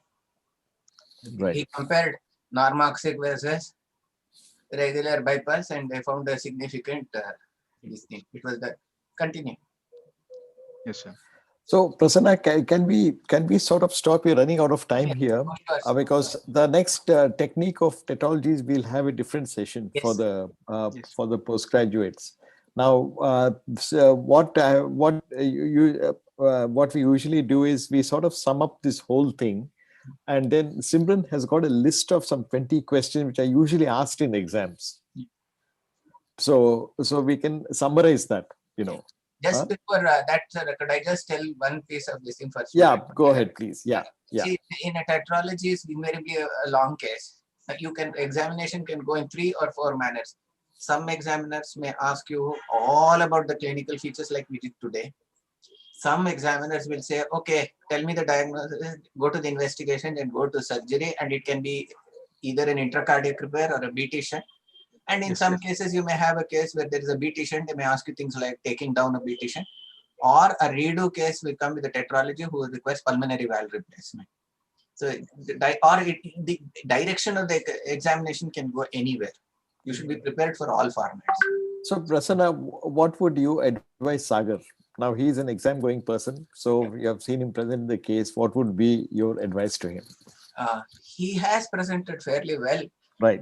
But the thing is that at times he answers too fast. He jumps the gun, and at that time he tells statements which he should not do. So the important thing that I would suggest to him is listen to the question, formulate your answer, and then once you start talking, don't give an opportunity for the examiner to talk. We are all not there to expecting you to give instantaneous answers. So Yes, sir. that's the most important part. Monty? Thank you, sir. Yeah, I think you have presented pretty well. The couple of things like, I could not understand that about the RV palpable thrill, non-specific, some term you use. This is what I'm hearing first time. I mean, not out of literature. But I think don't elaborate the history too much. You basically are trying to say that the parents notice cyanosis at 6 months of age, and Yes, sir. there is history akin to spells, and this is what he has seizures most likely. So I think condense that part so that you jump that and you go to the next stage of presenting your findings and taking the examiner for the real discussion on tetralogy or differential diagnosis of that, and maybe if they're happy enough, what to do, shunt or surgery, and ICR and the techniques. So as a surgeon, you would want them to spend more time on surgical. So you will have to precisely condense it in such a way that it's that is one thing. And second thing, this echo report. I think in tetralogy, still you have to be very critical about the imaging part. So either this should be all mentioned in the echo, or you should not hesitate at all to go for a CT angiography, which is pretty standard nowadays. Or there are particular indications for catheter, cardiac catheterization. Yes. So that is one thing. Otherwise, you're fairly prepared. Thank you, sir. Continue doing that. Good job. So my impression, Sagar, is one, you improved latter half of the case. In the first half of the case, you had some problems with history, and as what I think Dr. Prasanna and Dr. Monty have told you, you could work on those things, and that would sort itself out. You know your basics pretty well, but there are certain things which you just speak spontaneously, and then that may draw you down. So do think before you talk, and then you will do much better. Okay. Thank you so much. Thank you so much. Yeah. Right.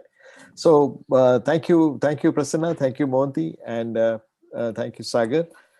Can I ask now Simran to come in to make his presentation in about the remaining 10 minutes? So because this side, so I'm stop sharing this. Yeah, and then we can take the chat questions quickly. Yeah. There are certain questions in the chat box, sir. Yes. You want to do it now or? No, it's up to you, sir. Yeah, I think we'll take it last. Before once Simran does the presentation, we take it. Okay, sir. Okay. Yeah. Yes, sir. So thanks, Healthium, guys. It's a great platform for MCH students to be abreast with the pediatric knowledge, and it's wonderful. And thank you for this session, and especially for me today, because Prathama Sena was my DNB examiner. So I don't know if you remember, and tetralogy was my long case. And so, sir, I've basically, Dr. Howe and I sat down and made a list of all the questions, what we call the essentials of tetralogy. So what I'll do is, I've just made a short PPT on how Sagar presented and a few shortfalls, which is important the MCH. And what I'll do, if it's okay, I can share the questions on the group so that they have it in their question bank. Is that okay with you, or you want me to discuss the questions? Yeah, I think you just like how we decided, you just question and answers, so whoever's tuned in, they can listen to that. Hello? Can you hear me, sir? I can hear you. Sorry, it got cut off a little bit. Yeah. So go ahead, whatever you have got to present. There's some interruption.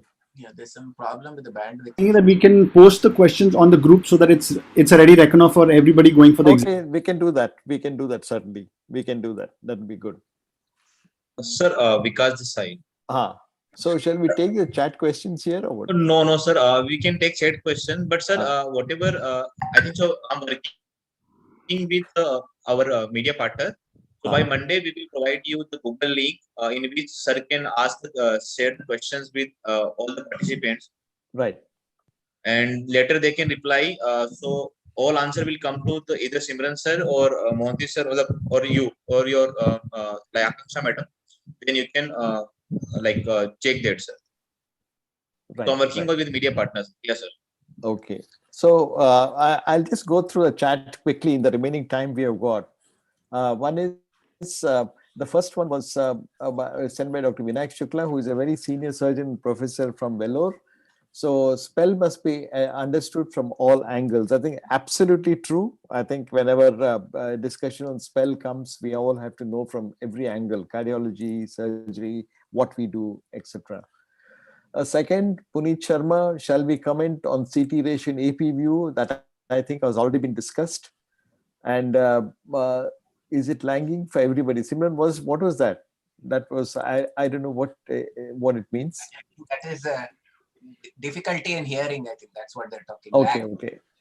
And another one, shall we comment on CT ratio and AP view? I think that's the same question. Message in TOF, with TAPVC, why there won't be any ejection? Prasanna, would you want to take this? Now, if you take this, I would like all the students to actually draw a circuit for TAPVC. Now, where does the blood go from? Now, just think if you have closed the ASD, closed the VSD, and you have corrected the tetralogy, and then there is blood coming in a TAPVC, where will the blood flow? It will come from, just trace the blood from RA to RV to PA, and then where does the blood go back to now? You have closed the ASD, you have closed everything, it comes back to the RA. So where is the blood going to? It will not come back, reach the left side at all. So there is no flow in the left circulation. So now when you try to come off bypass, there is no blood entering the LA and the LV, right? Because by definition, you have left a TAPVC behind. So all the pulmonary veins are draining to the right side. So you will not have any ejection. Did you understand that? Yes, I think that answers Dr. Shweta Sharma's question. Another question, CT angio and TF, in what cases do we go for it? Yes, I think if there's any ambiguity in the echo report as regards particularly pulmonary arteries, whatever its sizes, absence of one of the arteries, if it's not properly seen on the echo, or if there is collaterals and to be seen, these are some of the anomalous coronary arteries crossing the RVOT. These are all the indications when you require another imaging other than the echo if they can't pick it up very well. Other one is antithrombin 3 deficiency. Prasanna, you would like to speak on this. I don't know much about this. Basically, it is not just antithrombin 3. All the clotting factors, if you have a patient with a high PCV, then you are going to have all the clotting factors deficient. And in these patients, one of the factors which is deficient is antithrombin 3. So heparin will not act because heparin acts through antithrombin 3. Now you are giving heparin and it will not act. And so you are basically taking an unheparinized patient and putting him on CPB. So what will happen? DIC will worsen and you will get intracranial bleed in these patients. So this is a very common thing that happens. So the management of this is to actually give corrected beforehand by either a phlebotomy to get the PCV down, or ideally gives it prior to going on pump, give a little bit of, you can give 10 ml per kg body weight of FFP, or as some people do, put it in the prime. The ideal method is to actually give a little bit of 10 ml or 20 ml of kg. Many of these patients have fasted overnight, so you can easily give 10 to 20 ml of FFP, correct the ACT, and then now give heparin. That is the assured way of getting it through. But if not, you have to at least add it on to the prime. Dr. Prasanna, you said that you have seen in postmortem about the intracranial bleed. Yeah. Especially. So is it possible to figure out what stage of the surgical part it happened? Yeah, that's the difficult part to say, because most of this, see, these are all post hoc analysis, and the only thing that we get to see is the fact that the ACT has been high in these patients when we do the forensic audit, because it's very difficult to tell when, because they call us, people ask for the forensic audits after that. And one of the common things which we have seen is these patients all have had high PCV, and they have had very high ACT. My question is, yeah, I understand. My question is, suppose you have high ACT prior to starting the surgery. Yeah. And you have a bleed. Yeah. Versus you have a bleed on pump. Yeah, it's difficult to say that. There's no way, no, because when they talk about it in the audit, everything starts afterwards, no? Right. Yeah, but if you have, let's say, the patient who has a high ACT and then continues to have a ACT of 9, typically what do you see the reports is that 999 right, continues. So that's the time when I go back and see if they have done a pre-CPB ACT. Right. So there's one more question. How do you calculate PA pressure from just an examination at echo? I think Simran has answered. Echo will tell you the gradient across the RVOT since VST is open. RV pressure is assumed to be systemic. Hence, the gradient between the this will give the PA pressure. That means the systemic pressure, whatever is there, minus the gradient, will give you the PA pressure. Well, I think that completes most of the questions. And once again, I thank you all very much. I hope Sagar got a good feedback and he will do well in his exams. Thank you, Prasanna. Thank you, Mohanty. Thank you, Healthium, and our audience for listening to us. One small advice to all of them is please present even to one another, because in the exam you are not you are talking against people who have got 100 cumulative 100+ years of experience, and you have got 3 years. So it is intimidating, but the idea is to help you. So you need to practice so that your answer reflects. One thing, Prasanna, I'll tell you, I'm happy I got my MCH. I didn't face you. Thank you so much. Thank you. Thank you. Can I leave? Yeah, sure. Thank you. Thank you, Vikas. Thank you so much, sir. Thank you so much. Thank you, Sagar, sir. Sir, for next program, which topic you'd like to suggest? So if you have to communicate to all, sir. Yeah, I think we'll, if they got a cyanotic, we'll continue this because there is still, we have lots more to be discussed, you know. Yes. Okay, sir. Okay. Yeah. Thank you, sir. And we'll have to decide on a candidate, whoever is taking that. Yes, sir. Yes. And the next one. Okay. Thank you. Okay, sir. Thank you, sir. Thank you so much. Bye. Bye. Thank you. Bye.